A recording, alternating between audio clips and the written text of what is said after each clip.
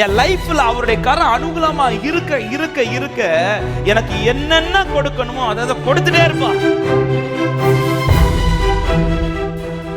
ஆமென். நம்ம ஒரு நாள் என்ன நினைச்சிடக்கூடாதுன்னா, நான் எப்படி வாழ்ந்தாலும் கர்த்தருடைய கை என் மேல நன்மையா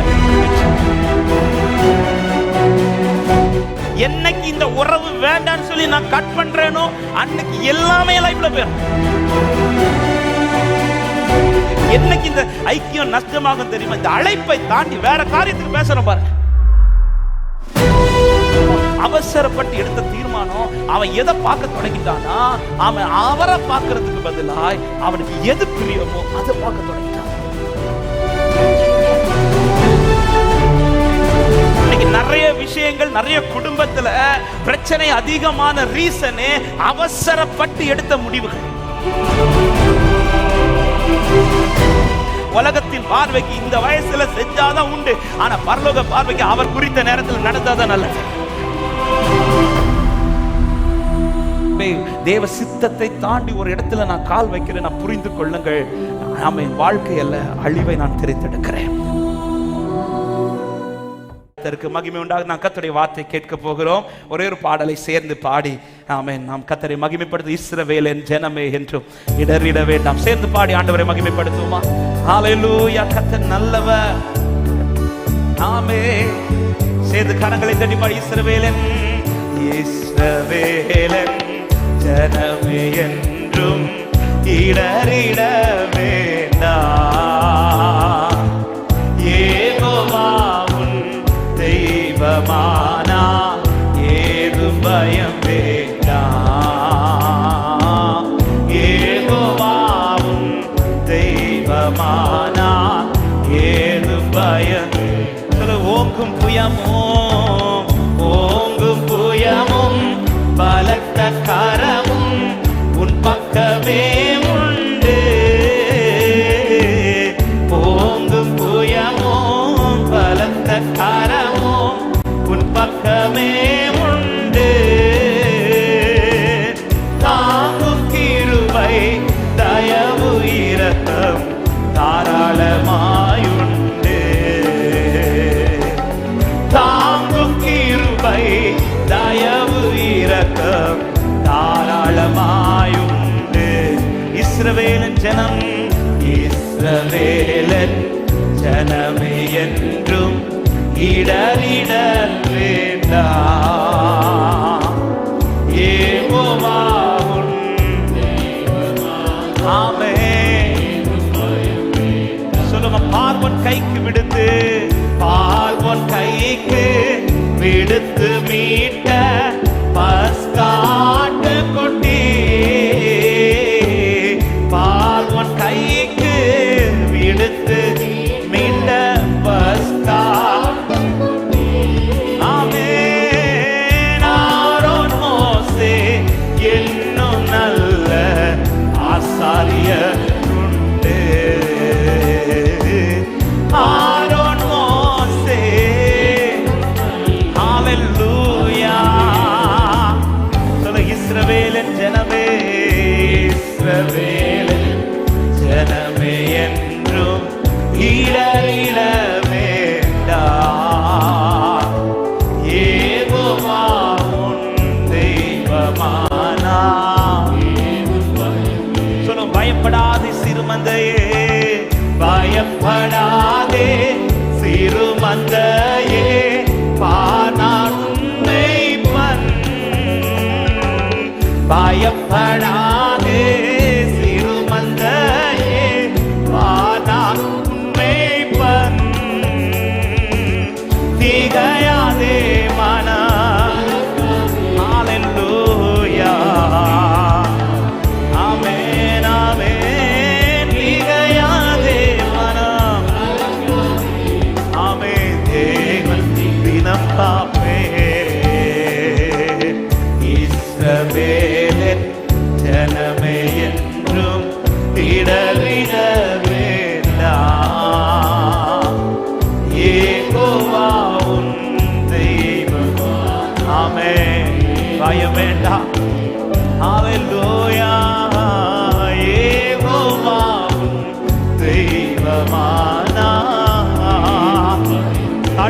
ஆண்டவரே உம்முடைய சமூகத்திலே எங்கள் ஒரு விசை கூட உம்முடைய கரத்திலே முழுவதுமாய் அர்ப்பணிக்கிறோம்.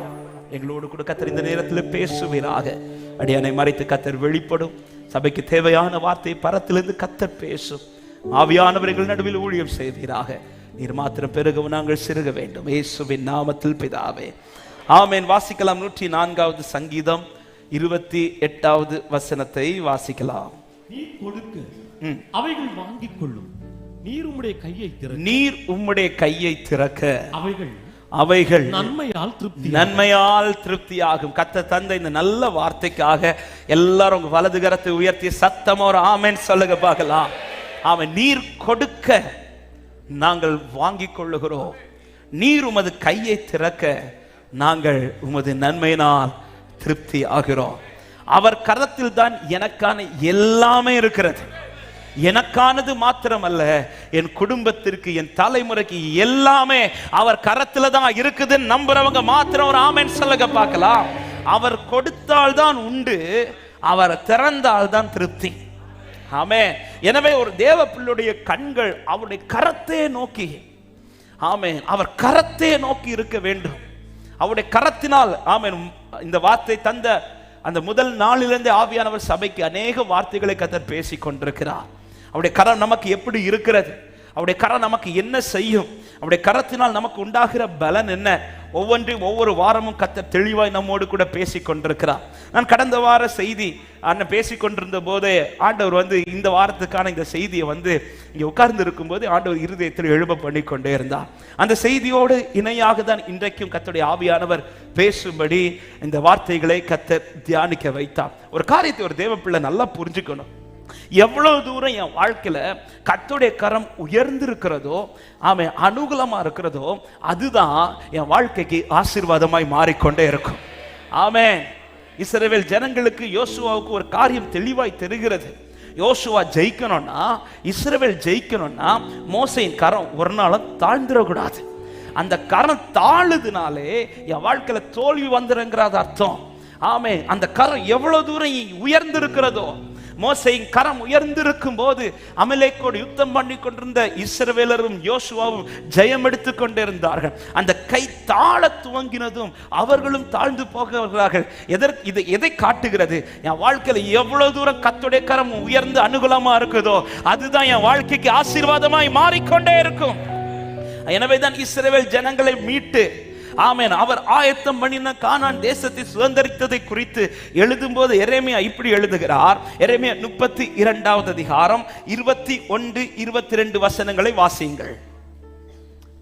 32, 21, 22. இஸ்ரவேல் ஆகிய உமது ஜனத்தை அடையாளங்களினாலும் அற்புதங்களினாலும் பலத்த கையினாலும் ஓங்கிய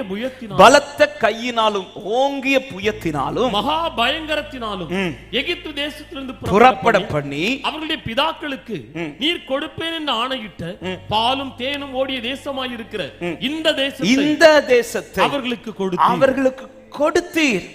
நீர் கொடுக்க அவைகள் வாங்கிக் கொள்ளும். இப்பொழுது இந்த ஜனம் இந்த தேசத்தை அவரிடத்திலிருந்து வாங்குறதற்கு காரணம் அவர் கொடுத்தார். கொடுக்கிறதற்கு அவருடைய கரம் பார்வோனுக்கு எதிராகவும் தம்முடைய ஜனத்திற்கு அனுகூலமாகவும் இருந்தது. என் லைஃப்ல அவருடைய கரம் அனுகூலமா இருக்க இருக்க இருக்க எனக்கு என்னென்ன கொடுக்கணுமோ அதை கொடுத்துட்டே இருப்பார். எங்கெங்க கையை திறக்கணுமோ அங்கங்க கை திறந்து கொண்டே இருப்பார். ஆமென். ஒவ்வொரு நாளும் நான் என் வாழ்க்கையில கவனிக்க வேண்டிய ஒரு காரியம் என்னன்னா, என் வாழ்க்கையில இன்னைக்கு கர்த்தருடைய கை அனுகூலமா இருக்குதா, என் லைஃப்ல இன்னைக்கு ஆண்டவருடைய கரம் நன்மையா இருக்குதா, இதுதான் பார்க்கணும். இது மட்டும் நமக்கு தெரிஞ்சிருச்சுன்னு வச்சுக்கோங்களேன், எத்தனை சன்பிலாத்துகள் எழுப்பினாலும் சரி, எத்தனை தோபியாக்கள் எழுப்பினாலும் சரி, கர்த்தர் காரியத்தை வாய்க்க பண்ணி நடத்தி கொண்டே இருப்பார். எப்பேற்பட்ட சத்துருக்கள் எனக்கு விரோதமா எழுப்பினாலும் சரி. ஆமென். நம்ம ஒரு நாள் என்ன நினைச்சிடக்கூடாதுன்னா, நான் எப்படி வாழ்ந்தாலும் கர்த்தருடைய கை என் மேல நன்மையா இருக்கும் என்று. கடந்த வாரத்துல கேட்டோம். ஆமென். நன்மையா இருக்கிற கையே நமக்கு விரோதமாய் எழும்பத்தக்கதாய் மாறிடக்கூடாது. இதே இஸ்ரவேல் ஜனங்கள், ஆமென், நன்மையினால் நன்மையாய் அந்த கரம் இருந்த போது, ஆமென். வேதம் சொல்லுகிறது அவர்களுக்கு கர்த்தர் நன்மையை கொடுத்தார் என்று. அதே இஸ்ரவேல் ஜனத்துக்கு விரோதமாக ஒரு நாள் கர்த்தர் தமது கரத்தை விரோதமாக எழுப்பினார். அதுதான் புலம்பல் எழுதப்பட்டிருக்கிறது. புலம்பல் 2வது அதிகாரம் அதனுடைய 3-4 வசனங்களை வாசியுங்கள். அவர் தமது உக்கிர கோபத்திலே இஸ்ரவேலின் கொம்பு முழுவதையும் வெட்டி போட்டார். சத்துருவுக்கு முன்பாக தமது வலது கரத்தை பின்னாக திருப்பினா கையை அப்படியே நீட்டிட்டு இருந்தவர் கையை அப்படியே சுருக்கி வச்சிட்டார். அவர் கை நீட்டி இருக்கும் வரையிலும் இஸ்ரவேல் ஜனங்களுக்கு முன்பாக எழும்பின சத்துருக்கள் ஒன்றுமில்லாமல் ஆனார்கள். ஆனா அவருக்கு இப்ப கோபத்தை உண்டாக்கி அவர் நீட்டி இருந்த கையை அப்படியே சுருக்கிட்டார். இது மட்டும் ஒரு தேவ பிள்ளைங்க லைஃப்ல வந்துடவே கூடாது. அப்படி வந்துட்டா என்ன நடக்கும் தெரியுமா? நமக்கு அனுகூலமா இருக்க வேண்டிய கரம் அது அனுகூலமா இருந்துச்சுன்னா சத்துரு எவ்வளவு கை ஓங்கினாலும் அந்த கரம் நம்ம மேல பட கர்த்தர் விட மாட்டார். ஆனா அந்த கையை அவர் சுருக்கிட்டார்னா, நீட்டி இருந்த கையை என் லைஃப்ல ஆண்டவர் சுருக்கிட்டார், பின்னிட்டு திரும்ப வச்சிட்டார்னா, அதே வசனம் சொல்லி சுற்றிலும் இருப்பதை பட்சிக்கிற அக்கினி ஜுவாலையை போல யாக்கோபுக்கு விரோதமாக எரித்தார் என்று. 4வது வசனத்தை வாசியுங்கள். பகைஞனை போல் தம்முடைய வில்லை நாணேற்றினார், சத்துருவை போல் தம்முடைய வலது கரத்தை நீட்டி நின்று கண்ணுக்கு இன்பமானதை எல்லாம் அழித்து போட்டார். எல்லாத்தையும் அழிச்சிட்டார். எது எது கொடுக்கப்பட்டதோ அது எல்லாம் எடுக்கப்படுகிறது. யோபின் வாழ்க்கையில அத்தனை இழப்பு வர ரீசன் கரத்திற்குள் வைத்திருந்தவர். ஆமென். சாத்தாண்ட சொல்ற இது அவன் உன் கையில் இருக்கிறான் அப்படின்னு சொல்லி கொடுக்கிறார். அப்ப அவர் கரை என் லைஃப்ல எவ்வளவு நன்மையா இருக்குதோ அங்கதான் எனக்கு பாதுகாப்பு, அங்கதான் எனக்கு பலன், அங்கதான் எனக்கு ஆசீர்வாதம். ஆமென் சொல்லுங்க பார்க்கலாம். அவர் கரை என்னை விட்டு சுருக்கிற கூடாது, அவர் கையை என்னை விட்டு எடுத்துட கூடாது. அப்ப இந்த ஆண்டிலே தேவ பிள்ளைகளை அவர் கை திறக்க நாம் திருப்தியாவோம், அதுல எந்த சந்தேகமும் இல்லை. இந்த ஆண்டு ஏன் இந்த ஒரு வார்த்தையை கர்த்தர் சபைக்கு பேசிக் கொண்டிருக்கிறார் என்றால், ஒருவரும் திருப்தி இல்லாத வாழ்க்கை அல்ல, திருப்தியுள்ள வாழ்க்கை வாழ வேண்டும் என்று கர்த்தர் விரும்புகிறார். எத்தனை பேர் விசுவாசிக்கிறீங்க இந்த ஆண்டு முடியும் போது என் சாட்சி இதுவாதான் இருக்கும், கர்த்தர் என்னை திருப்தி படுத்தினார் என்று? எத்தனை பேர் சொல்லி ஆமென் என்று இந்த ஆரம்பத்திலே? ஹalleluya. ஆமென். நான் கவனிக்க வேண்டியது அவர் எனக்கு எப்படி திறப்பார், என்ன செய்ய போற, இது அல்ல. நான் கவனிக்க வேண்டியது அந்த கையை லைஃப்ல சுருகிற கூடாது, அந்த கையை அவர் எடுத்துட கூடாது, அந்த கையை என்ன விட்டு எடுத்துட கூடாது. ஆமென் சொல்லுங்க பார்க்கலாம். அந்த கரம் சுருகிற கூடாது. ஆமென். அவர் கரம் எனக்கு விரோதமாய் மாறாதபடிக்கு, விரோதமா மாறிட்டுனா சத்துருவின் கை என் லைஃப்ல ஓங்கிறோம், விரோதமாய் மாறிட்டுனா நான் நினைத்தது எல்லாம் தாறுமாறாகிறோம், விரோதமாய் மாறிட்டுனா எவ்வளவுதான் எனக்கு அனுகூலமான வாசல் இருந்தாலும் அந்த வாசல் எனக்கு நன்மையா இருக்கவே இருக்காது. அந்த கரம் என் வாழ்க்கையில சுருங்கிற கூடாது. ஆமென். கரம் சுருங்கிட்டுனா எல்லாமே முடிஞ்சு, எல்லாமே முடிஞ்சு. ஆமென். வேதத்தில் ஒருவருடைய வாழ்க்கையில கர்த்தருடைய கரம் நீட்டப்பட்டிருந்த கரத்தை கர்த்தர் சுருக்கிறதை ஆமென் அவருடைய வாழ்க்கையில் நடந்த சம்பவத்தை வைத்து நம்மால் பார்க்க முடியும். ஆமென். அவர்தான் லோத்து. கை விரோதமாய் மாறிடக்கூடாது. ஆமென். இந்த லோத்தை குறித்து நமக்கு நன்றாய் தெரியும். ஆதியாகமம் 12வது அதிகாரத்தில் ஆபிரகாமை கர்த்தர் அழைக்கிறார். அந்த அழைப்பை ஏற்றுக்கொண்டு ஆபிரகாம் தன் மனைவியோடு வீட்டிலிருந்து புறப்படும் போது அவரோடு கூட தான் லோத்தும் புறப்படுகிறார். ஆபிரகாம் எப்படி வந்தார்னு கேட்டா அழைப்பினால் வந்தார்னு சொல்லலாம். ஆனா லோத்து எப்படி வரார்னா அர்ப்பணிச்சு வரார், அர்ப்பணிச்சு வரார். ஆமென். அழைப்பு எவ்வளவு கர்த்தர் கனப்படுத்துறாரோ அதே போல அர்ப்பணிக்கிற உள்ளத்தையும் கர்த்தர் ரொம்ப கனப்படுத்துவார். ஆமென் சொல்லுங்க பார்க்கலாம். அழைக்கப்பட்டு வந்தவர்களும் பாக்கியவான்கள், அர்ப்பணித்து வந்தவர்களும் பாக்கியவான்கள். ஆமென். ஆபிரகாம் அழைக்கப்பட்டு இப்பொழுது வருகிறார். லோத்து அர்ப்பணித்து ஆபிரகாமோடு புறப்பட்டு வருகிறார். ஆபிரகாம் மேல் கர்த்தருடைய கரம் எப்படி நன்மையா இருந்ததோ அப்படியே லோத்தின் மேலும் கர்த்தருடைய கரம் நன்மையா இருக்கிறது. அதன் அடையாளம் தான் ஆதியாகமம் 13வது அதிகாரம் அதனுடைய 1-2 வசனங்களை முதலாவது வாசியுங்கள். ஆபிரகாமும் அவன் மனைவியும் அவனுக்கு உண்டான யாவும் அவனுடனே லோத்தும் எகிப்தை விட்டு தென் திசையில் வந்தார்கள். ஆபிரகாம் மிருக ஜீவன்களும் வெள்ளியும் பொன்னுமான ஆஸ்திகளை உடைய சீமானாய் இருந்தான் என்று சொல்லிவிட்டு 5வது வசனம் சொல்லப்படுகிறது. ஆபிரகாமுடனே அந்த லோத்துக்கும் ஆடு மாடுகளும் கூடாரங்களும் இருந்தன. கரங்களை உயர்த்தி ஆமென் சொல்லுங்க. ஆமென். ஆபிரகாம் புறப்பட்டு வந்தார். வேதம் சொல்லுகிறது கர்த்தர் ஆபிரகாமை செல்வ சீமானாய் வைத்திருந்தார்.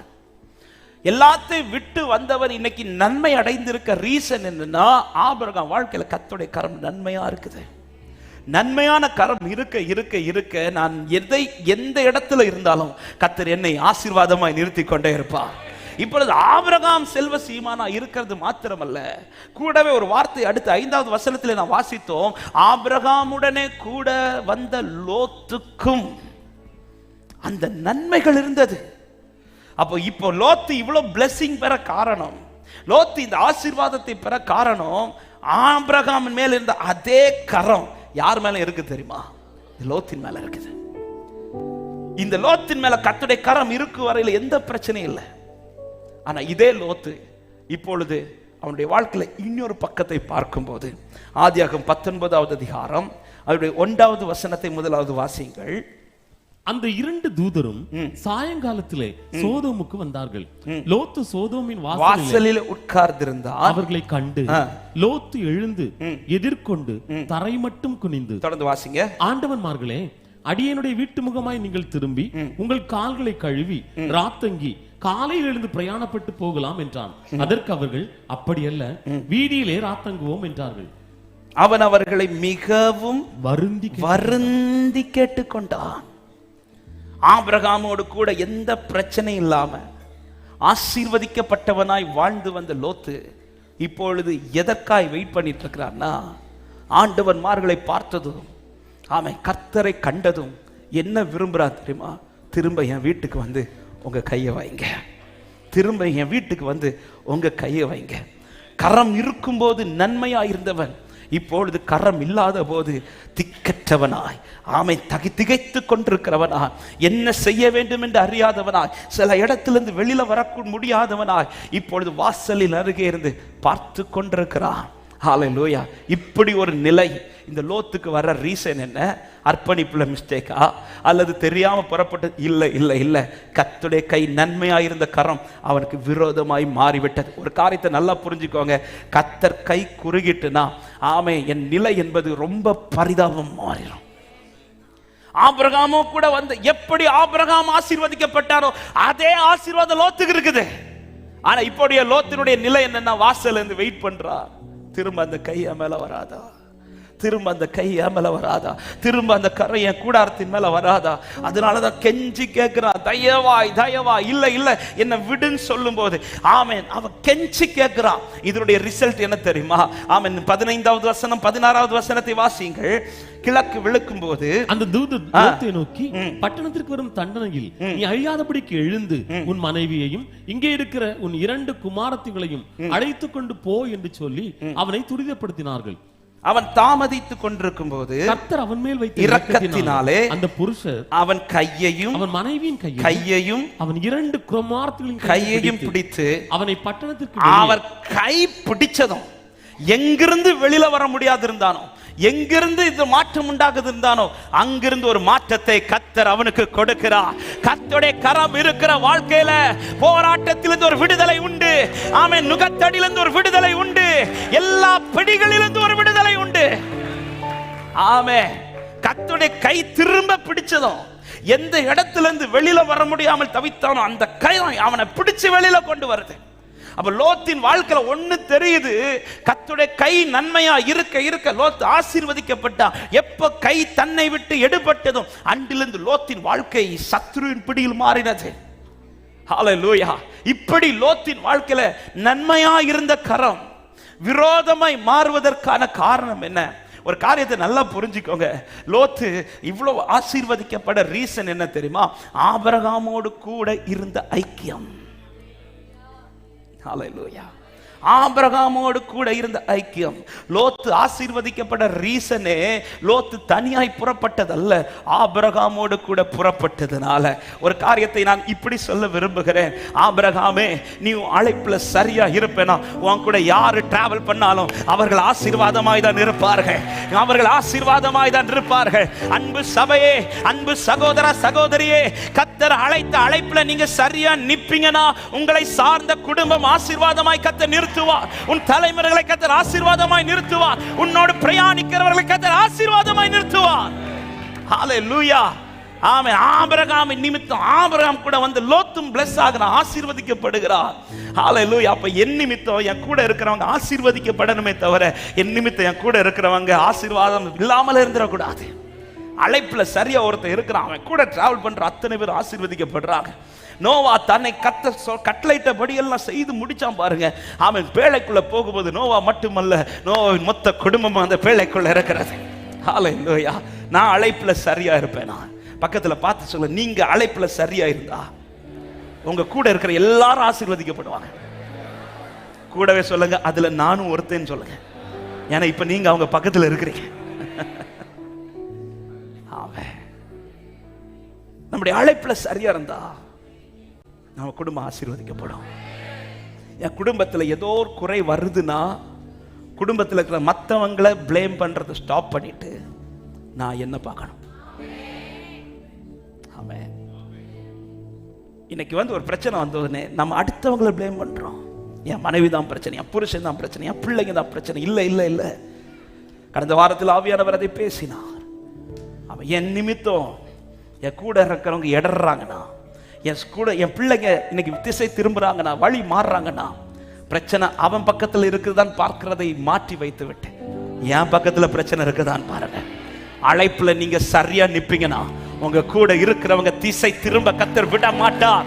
விசுவாசிக்கிறவங்க ஆமென் சொல்லுங்க பார்க்கலாம். ஆபிரகாம் அழைப்பில் நிற்க நிற்க நிற்க கூட வந்த லோத்தும் ஆசீர்வதிக்கப்படுகிறார். லோத்தை கர்த்தர் அழைக்க, ஆனா கூட டிராவல் பண்றான் பாருங்க. கூட டிராவல் பண்ண அவனுடைய வாழ்க்கை ஆசீர்வாதமாக்கப்படுகிறது. அதே நேரத்தில் லோத்துக்கு நான் சொல்ல விரும்புகிறேன், லோத்தே உனக்கு இவ்வளவு நன்மைகள் வர ரீசன் ஆபிரகாம் கூட நீ இருக்கிறதுனால மட்டும்தான். அன்பான பிள்ளைகளுக்கு நான் சொல்லுகிறேன், அன்பான பிள்ளைகளே, உன் லைஃப்ல நிறைய ஆசீர்வாதங்கள் வர காரணம் உன் பெற்றோர் ஜெபித்த ஜெபம், உன் பெற்றோர் வடித்த கண்ணீர், உன் பெற்றோர் செய்த தியாகம், உன் பெற்றோர் உனக்காய் ஒவ்வொரு நாளும் காண்பிக்கிற ஆமென் அந்த அன்பு மறந்துடவே கூடாது. என்னைக்கு இந்த உறவு வேண்டான்னு சொல்லி நான் கட் பண்றேனோ அன்னைக்கு எல்லாமே லைஃப்ல போயிடும். ஹalleluya. ஆமே. ஒரு குறிப்பிட்ட நாள் வரும் வரையில், ஒரு ஏஜ் வர்றது வரையிலும் ஆமே நல்ல பிள்ளைங்க மாதிரி பெற்றோருக்கு கீழ்ப்படிஞ்சிருக்கிறது. அதன் பிறகு பெற்றோரை அப்படி தட்டி விடுறது மாதிரி தயவு செஞ்சு எந்த பிள்ளைகளும் அப்படி செஞ்சிடாதீங்க. ஹalleluya. லோத்தே, இப்போ உனக்கு டிசிஷன் எடுக்கிற ஒரு நேரம் வந்ததும் நீ ஈஸியா தட்டி விட்டுட்டு போற. லோத்தே, நீ ஆபிரகாம் கூட இருக்கதான் ஆசீர்வாதம் உண்டாகி கொண்டே இருக்கும். அப்ப இந்த ஐக்கியத்துல இருக்க ஹalleluya ரொம்ப ரொம்ப முக்கியம். எனவே தேவ பிள்ளைகளுக்கு நான் இந்த வார்த்தையை சொல்றேன். ஆமென். தேவ பிள்ளைகளோடு உள்ள இந்த ஐக்கியம் எவ்வளவு ஸ்ட்ராங் ஆகுதோ அது வந்து நம்முடைய வாழ்க்கையை ஆசீர்வாதமாய் மாற்றிக்கொண்டே இருக்கும். ஆமென். ஆண்டவர் உங்களை ரொம்ப பிளஸ் பண்ணுவார். இந்த ஐக்கியத்தை பலப்படுத்திக் கொள்ளுங்கள். எதற்காக இந்த ஐக்கியம் என்றால் ஏதோ ஒரு காரியத்தை பேசுவதற்காக அல்ல, தேவன் அழைத்த அழைப்பில் சரியாய் ஓடுவதற்காக இந்த ஐக்கியம். கர்த்தர் நியமித்த பாதையில சரியாய் ஓடுவதற்காக ஐக்கியம். இப்ப ரெண்டு பேரும், அதனாலதான் அந்த 13வது அதிகாரத்தினுடைய முதல் வசனத்தை ஒரு விசை கூட வாசியுங்கள். 13வது அதிகாரம் முதல் வசனம். ஆபிரகாமும் அவன் மனைவியும் அவனுக்குண்டான யாவும் அவனுடனே லோத்தும் எகிப்தை விட்டு தென் திசையில் வந்தார்கள். 12வது அதிகாரம் 5வது வசனத்தை வாசிங்கள். ஆபிரகாம் தன் மனைவியாகிய சாராயையும் தன் சகோதரனுடைய குமாரனாகிய லோத்தையும் தாங்கள் சம்பாதித்திருந்த தங்கள் சம்பத்து எல்லாவற்றையும் ஆரானிலே சவதரித்த ஜனங்களையும் கூட்டிக் கொண்டு அவர்கள் கானான் தேசத்துக்கு புறப்பட்டது ஒரே நோக்கத்தோட. அந்த நோக்கத்திலே டிராவல் பண்ணிட்டு இருக்கிறது வரையில் எந்த பிரச்சனையும் இல்லை. சரியான அழைப்புல ஆபிரகாம் டிராவல் பண்றார், கூடவே லோத்து சரியா டிராவல் பண்றார். இப்ப போற நோக்கம் ஒரே நோக்கம். கர்த்தர் எதற்காய் அழைத்தாரோ, கர்த்தர் எதற்காய் இப்பொழுது தன்னை கூப்பிட்டாரோ அந்த நோக்கத்தின்படி டிராவல் பண்றது வர ரெண்டு பேருடைய வாழ்க்கை ஆசீர்வாதமாக்கப்பட்டு கொண்டே இருக்கிறது. இயேசுவின் நாமத்துல சபையை கூடி வர பண்ணின ஐக்கியத்துல நம்ம சரியா இருந்தோம்னா சபையில் இருக்கிற அத்தனை பேரை கர்த்தர் ஆசீர்வாதமாய் நிறுத்துவார். ஹalleluya. அப்ப இந்த ஐக்கியத்துல ஒரு பிரச்சனை வர்றதுக்கு நான் இடம் கொடுத்துற கூடாது. இப்ப எனக்கு ஒரு காரியம் செய்வீங்களா? பக்கத்துல இருக்கிற 4 பேருக்கு பிரைஸ் எல்லாம் சொல்லுங்க பார்க்கலாம். நிறைய பேர் உங்க பிள்ளைக்கு சொல்றீங்க, பிள்ளை அம்மாவுக்கு சொல்லுது. ஆமென். இன்னைக்கு நீங்க முடிஞ்சு போகும்போது இதுவரை பிரைஸ் எல்லாம் சொல்லாத ஆளுக்கு பிரைஸ் எல்லாம் சொல்லிட்டு. ஆமென்.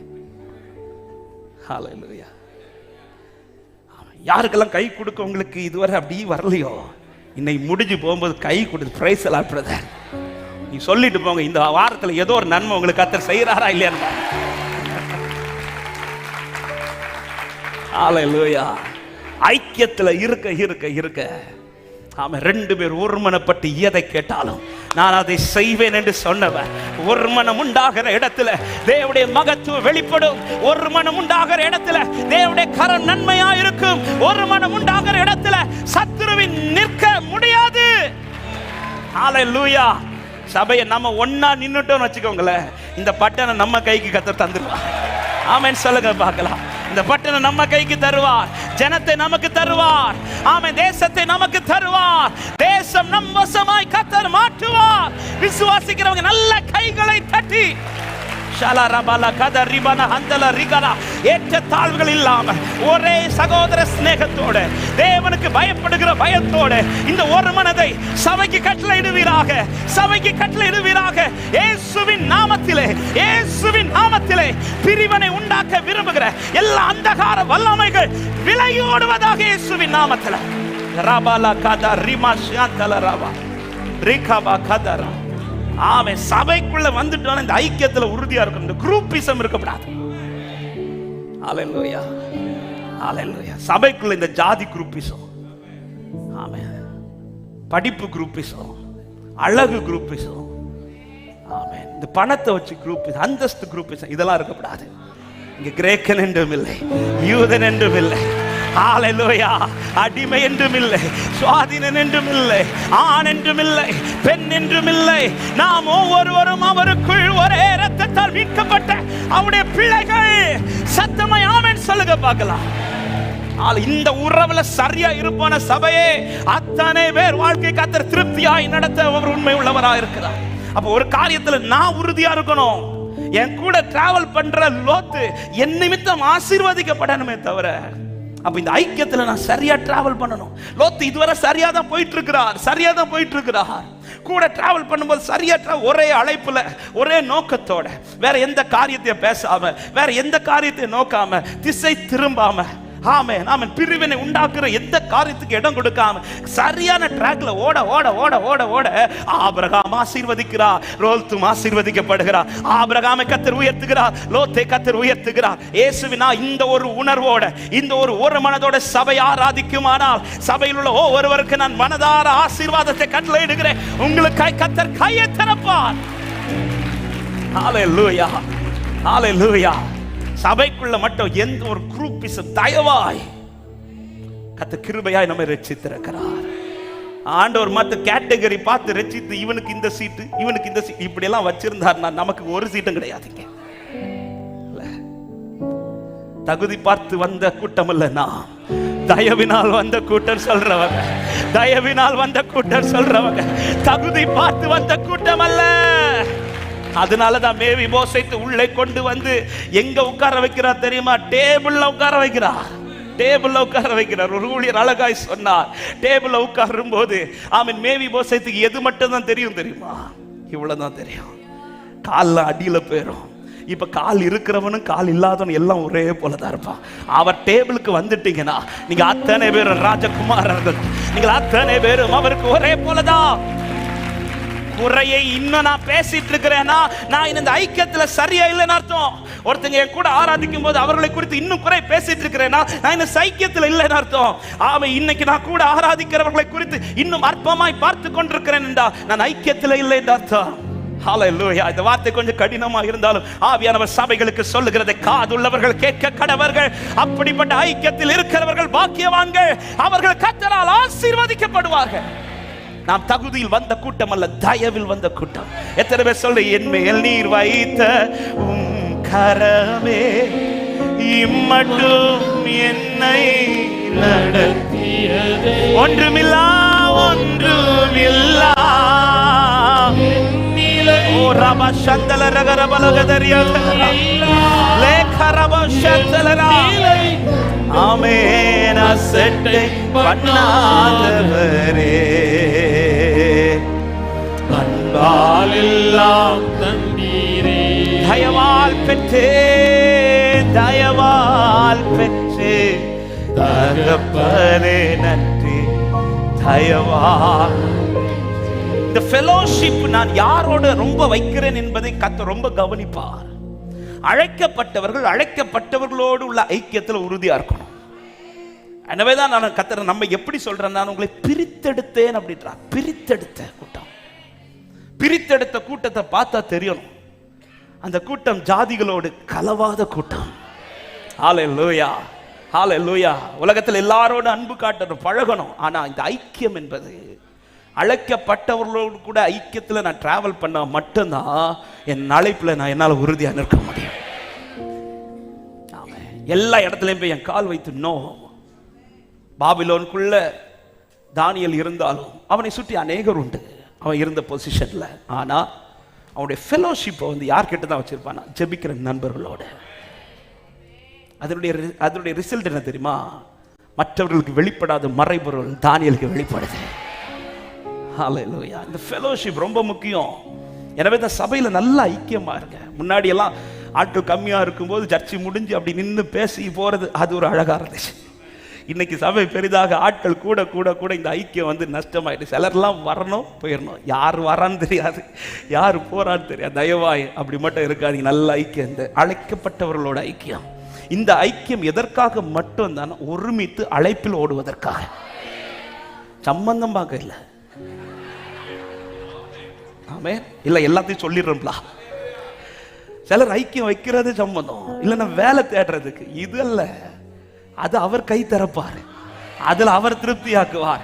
ஆபிரகாமை செல்வ சீமான் ஆக்கினவர் லோத்தை ஆக்குவார். அதை செய்ய வேண்டியது அவர் செய்வார். நாம் எதுக்கு ஐக்கியம்? நானும் அவரும் அழைக்கப்பட்ட அழைப்புல கடைசி வரை நியமித்த ஓட்டத்துல பொறுமையோட உண்மையாய் ஓட, வேற காரியத்திற்கு அல்ல.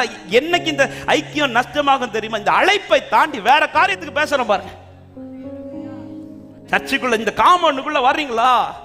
அவன் சண்டே டெய்லி எல்லாரும் உள்ள வரும்போது, அந்த ஐக்கியத்துக்குள்ள வரும்போது, இந்த கோட்டைக்குள்ள நீங்க பேச வேண்டிய ஒரே ஒருவர் குறித்து தான், அது ஆண்டவராகிய இயேசுவை குறித்து மட்டும் பேசுங்க. வசனத்தை பேசுங்க.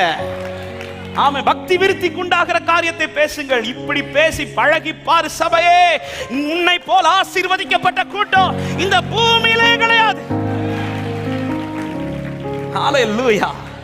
ஆமே, இன்னைக்கு இதுதான் சபைகளில் நஷ்டமாகி கொண்டிருக்கிறது. ஹல்லேலூயா. இந்த ஆள்கிட்ட பேச மாட்டேன், அவங்க கிட்ட பேச மாட்டேன். ஏன் பேச மாட்டேன்னு கேட்டா, அவங்க கொஞ்சம் கலர் கம்மியா இருக்கிறாங்க. ஏதோ இவங்க வந்து அப்படி தங்கத்தில் உரிச்சு வச்சது மாதிரி. ஹல்லேலூயா. கலரை பார்த்து அழகை பார்த்தெல்லாம் கர்த்தர் நம்மளை செலக்ட் பண்ணியிருப்பார்ல. நான் இந்த ஏரியால கிடையாது. ஹல்லேலூயா. அவன் உண்மையிலே நம்ம தான் அவருக்கு முன்பாக அழகானவர். அவன் பக்கத்தில் ஒருத்தர், நீங்க ரொம்ப அழகா இருக்கிறீங்கன்னு சொல்லுங்க பா. இதை ஏன் சத்தமா சொல்லுவோம்னா, அவங்களும் நம்மளை பார்த்து அழகா இருக்கிறேன்னு சொல்றாங்க. நீங்கள் அழகானவர். ரட்சிக்கப்பட்ட கூட்டம் தான் இந்த பூமியில ரொம்ப அழகான கூட்டம். ஹல்லேலூயா. ஆமா, இந்த அழகான கூட்டத்துல கர்த்தர் என்னை கொண்டு வந்து நிறுத்தி வைத்திருக்கிறதற்காக ஸ்தோத்திரம்னு சொல்றவங்க நல்ல கைகளை தட்டி, நல்ல கைகளை தட்டி ஹல்லேலூயா. என்னை அழகாக்க அழகா இருந்தவர் அலங்கோலமானார். அவர் அலங்கோலமானதுனால அலங்கோலமா இருந்த நான் இன்னைக்கு அழகா இருக்கிறேன். எத்தனை பேர் ஆமென் சொல்றீங்க? பிதாவான என் தேவனே, தகப்பனே, என் தந்தையே, பிதாவான என் தேவனே, தகப்பனே, என் தந்தையே, மாட்சிமையும் உமக்குத்தானே என்றென்றைக்கும், மாட்சிமையும் மகத்துவமும் உமக்குத்தானே. சொல்ல, வல்லமையும் மகிமையும், வல்லமையும் என்னை அழகாக்கினவரே. ஓ ரவ சந்தல ரிகர பலகதரா தகப்பனே, உமக்குத்தானே. ஒரு விஷயம் கூட, வல்லமையும் மகிமையும், வல்லமையும். ஹல்லேலூயா. ஆமென். தகப்பனே,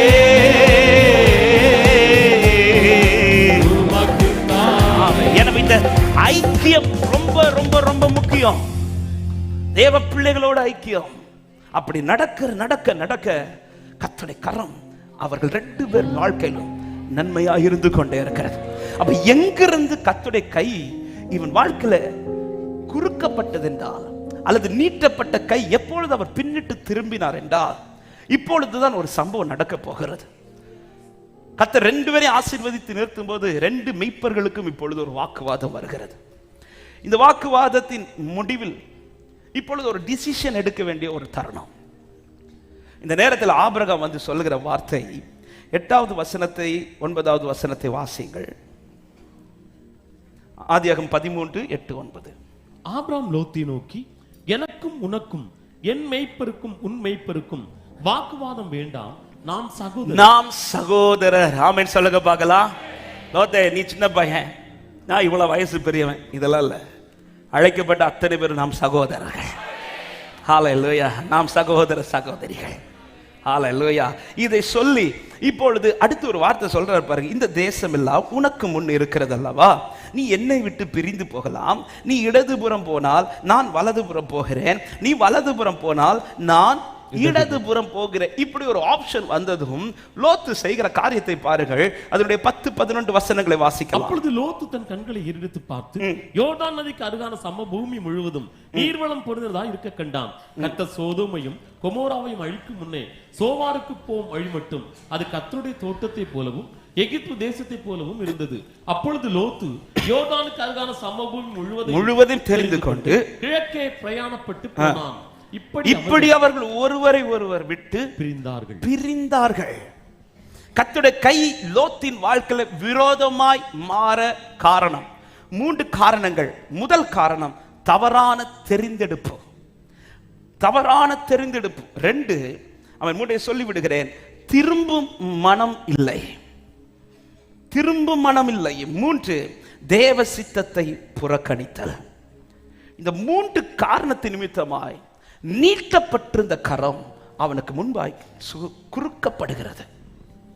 தவறான தெரிந்தெடுப்பு. இப்பொழுது 2 மெய்ப்பருக்கும் இடையில இப்பொழுது இந்த சண்டை நடந்து கொண்டிருக்கும் போது ஆபிரகாம் வந்து சொல்றாரு, லோத்தே, நீ பாரு, உனக்கு எதை செலக்ட் பண்ணணுமோ நீ செலக்ட் பண்ணு, நீ பிரிந்து போகலாம். இப்படி சொன்னதுமே லோத்து அடுத்து ஒரு டிசிஷன் உடனே எடுக்கிறான். எப்படி எடுக்கிறான்னா, தன் கண்களை ஏறெடுத்து பார்த்து எது சூப்பரா இருக்கோ, எது அவன் கண்களுக்கு ரொம்ப இன்பமா தெரியுதோ, எது அவன் கண்களுக்கு ரொம்ப இனிமையா தெரியுதோ, எது அவன் கண்களுக்கு குளிரூற்றுறது போல தெரியுதோ, அந்த இடங்களை தான் தெரிந்தெடுக்கிறான். முதலாவது இவனுக்குள் வந்த பெரிய தப்பு என்ன தெரியுமா? தவறான தெரிந்தெடுப்பு. இதுவரை லோத்து நடந்த பாதை என்பது தான் தெரிந்தெடுத்த பாதையில் அல்ல நடந்தது, கர்த்தர் தெரிந்து கொடுத்த பாதையில் நடந்தான். கர்த்தர் தெரிந்து கொடுத்த பாதையில் நடப்பதை தாண்டி நான் தெரிந்து கொள்ளுகிற பாதையில் என்னைக்கு கால் வைக்க தொடங்குறேனோ அன்னைக்கு புரிஞ்சுக்கோங்க, நீட்டப்பட்ட கை சுருங்கிடும். கடந்த வாரத்தில் இதை தெளிவாய் கர்த்தர் நம்மோடு கூட பேசினார். ஆனால் இந்த வார்த்தை மறுபடியும் சபைக்கு இது பேசப்படுகிறது என்றால், சபையே கர்த்தர் நம்மை அன்பு வைத்து பேசிக் கொண்டிருக்கிறார். நாம் தெரிந்தெடுப்பது ரொம்ப முக்கியம். இங்க ஏன் இப்படி ஒரு தவறான தெரிந்தெடுப்புனா ஒரு 3 விஷயங்கள். 1, அவனுடைய கோபம்.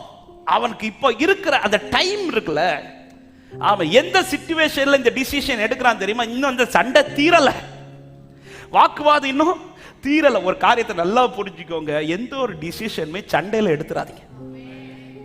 ஆமேனா? இந்த கோபத்துல, இந்த சண்டையில நாம எடுக்கிற டிசிஷன் இருக்குல்ல, அது ஒரு பெரிய பெரிய தப்பு. எந்த பெரிய கோபம் வந்தாலும் பைபிள் தெளிவா சொல்லுது, யாக்கோபு 1:20, மனுஷருடைய கோபம் தேவனுடைய நீதியை நடப்பிக்க மாட்டாது. இது சத்தியம். எந்த ஒரு காரியத்தை குறித்த ஒரு டிசிஷனும் நம்முடைய நிலை கோபத்தோடு இருக்கும்போது, சண்டையில இருக்கும்போது தயவு செஞ்சு எடுத்துறாதீங்க. ஆமென். ஆபிரகாம் இதுல தெளிவாயிட்டார். அதனாலதான் ஆபிரகாம் தெளிவா சொல்றாரு, எப்பா நீயே பாரு, நீ என்ன முடிவு எடுக்கணுமோ முடிவெடு. உண்மையிலே லோத்து வெயிட் பண்ணி இருக்கிறோம், கொஞ்சம் பொறுங்க, இந்த கோவம்லாம் எனக்கு ஆறட்டும், இந்த கோபம் எனக்கு நீங்கட்டும், தயவு செஞ்சு அன்பா சொல்றேன். ஆமென். வாழ்க்கை நடைமுறை வைத்து சொல்றேன். ஒரு கோபம் வருதுன்னா, ஒரு சண்டை நடக்குதுன்னா அதுல எந்த டிசிஷன் ஆவேசப்பட்டு எடுத்துறாதீங்க. அப்படி எடுக்கிற டிசிஷன் மேக்சிமம் தேவ திட்டத்துக்கு விரோதமா தான் இருக்கும். ஹல்லேலூயா. இந்த புருஷன் பொண்டாட்டிக்குள்ள கோவம் வந்து சண்டை வரும்போது எடுக்கிற டிசிஷன்ல இருக்குல்ல, இனி நான் உங்கள்கிட்ட பேச மாட்டேன் சொல்லி 5 நிமிஷத்துல என்ன உங்களுக்கு டீ வேணுமான்னு வந்து கேட்பாங்க. அந்த கோபத்தில் நாம் பேசுற வார்த்தைகள், கோபத்தில் நாம் எடுக்கிற டிசிஷன், கோபத்தில் நாம் எடுக்கிற தீர்மானம், இது ரொம்ப கவனம். அவன் லோத்து கொஞ்சம் பொறுமையா இருந்திருக்கணும். ஆனால் இந்த கோபத்தில் நாம் செய்கிற காரியங்கள் என்பது அவருடைய வாசனையை கெடுத்து போடும். யாக்கோபு சொல்லுகிறார் பிள்ளைகளை பார்த்து, என் வாசனையை நீங்க கெடுத்துட்டீங்க. சிமியோனையும் லேவியையும் பார்த்து சொல்றார், கொஞ்சம் பொறுமையா இருந்திருக்கல, நீ என் வாசனையை கெடுத்துட்டீங்க. இந்த வாசனை கெடுத்ததினால் ஆசீர்வாதம் வர வேண்டிய வாழ்க்கையில இப்பொழுது சாபம் வந்து விடுது. கோபத்தில் நாம் எடுக்கிற டிசிஷன் ரொம்ப கவனம். எல்லாருக்குமே கோபம் வரும். கோபம் வராத நபர் யாராவது இருக்கிறீங்களா? என்ன சத்தமா இல்லைன்றாங்க. இங்க இருக்கிற எல்லாருக்கும் சில இடத்துல சில சூழ்நிலையில் கோபங்கள் வரும், பிரச்சனைகள் வரும். ஆனா இந்த பிரச்சனையில நான் என்ன தீர்மானிக்கிறேன் ரொம்ப கவனம். அமைதியா இருங்க, முதலாவது சைலண்டா இருங்க. ஆமை, ஒரு சில இடத்துல சில காரியங்கள் நமக்கு கைவிட்டு போகுது, சில காரியங்கள் ஆமை நம்ம நினைச்சதுக்கு தாண்டி போகுது, சிலது தலைக்கு மேல போகுதுன்னு வரும்போது உடனே இதுல என்ன செய்யணும்? ஆமை, உடனே தீர்மானத்தை எடுக்காதீர்கள். காரணம், சில காரியங்கள் ஆமை நாம எடுக்கிற தீர்மானங்கள் தேவ திட்டத்துக்கு மாறாய் போக பல வாய்ப்புகள் இருக்கிறது. கோபத்தில் லோத் எடுத்த தீர்மானம், அவசரப்பட்டு எடுத்த தீர்மானம், அவன் எதை பார்க்க தொடங்கிட்டானா, அவன் அவரை பார்க்கறதுக்கு பதிலாய் அவனுக்கு எது பிரியமோ அதை பார்க்க தொடங்கிட்டான். சிமியோனும் லேவியும் கோபத்தில் எடுத்த தீர்மானம் தகப்பனின் வாசனையை கெடுக்கிறது. நாம் தெரிந்தெடுக்கிற காரியம் எந்த நிலையில் தெரிந்தெடுக்கிறோம் என்பது ரொம்ப ரொம்ப ரொம்ப முக்கியம். மொர்தெகாய்க்கு மேலையும் யூதாவின் ஜனத்திற்கு மேல, அதாவது மொர்தெகாய் தான் ஆமானுக்கு முன்னாடி தலை குனிந்து நிற்காமல் அப்படி நிமிர்ந்து நிற்கிறார். இதனால மொத்த யூத குலத்துக்குமே பிரச்சனை வருது. ஏன் இந்த பிரச்சனை வருது தெரியுமா?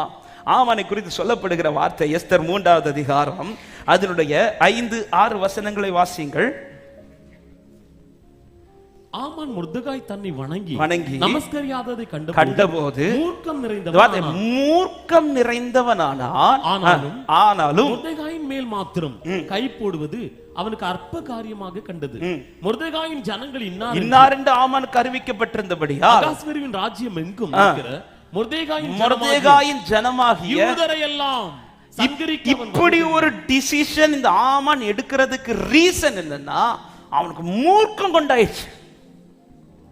என் வாழ்க்கையில நான் சில இடத்துல இருக்கிற டிசிஷன் ரொம்ப ரொம்ப முக்கியம். நான் ஒரு காரியத்தை தீர்மானிக்கும் போது நான் இப்போ சரியான நிலையில் இருந்துதான் தீர்மானிக்கிறேன்ங்கிறத கவனிங்கள்.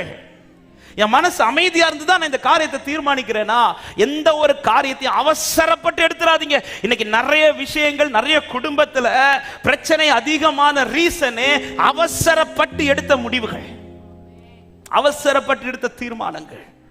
பிள்ளைங்க வாழ்க்கையானாலும் சரி, ஒரு திருமண காரியம் இருக்கட்டும், பிள்ளைக்கு படிப்பு காரியம் இருக்கட்டும், எந்த ஒரு காரியமும் இருக்கட்டும், தேவ பிள்ளை ஒரு காரியத்தை நல்லா புரிஞ்சுக்கோங்க. எனக்கு கர்த்தர் ஒரு பிள்ளையை தருகிறார் என்றால் இந்த பிள்ளை எப்படி இருக்கணும், எப்படி வாழணும், எப்படி இந்த பிள்ளை ஆசீர்வதிக்கப்படணும், இது இனி அல்ல அவர் எழுத போறது, ஏற்கனவே அவர் எழுதி வைத்திருக்கிறார். நம்புற தேவ பிள்ளைங்க மட்டும் சத்தமா ஆமென் சொல்லுங்க பார்க்கலாம். என்னை குறித்து A to Z என் பரமபிதா எழுதி வைத்துதான் என்னை பிறப்பிக்க வைத்திருக்கிறார். அப்ப என் பிள்ளைக்கு இந்த காரியம் எப்ப நடக்கணும், எப்ப செய்யணும், இது நான் அறிந்ததை விட என்னை நடத்துகிறேன் தேவன் நன்றாய் அறிந்திருக்கிறார். ஆனா இன்னைக்கு நிறைய பிள்ளைகளுடைய வாழ்க்கையில பிரச்சனை ஜாஸ்தி.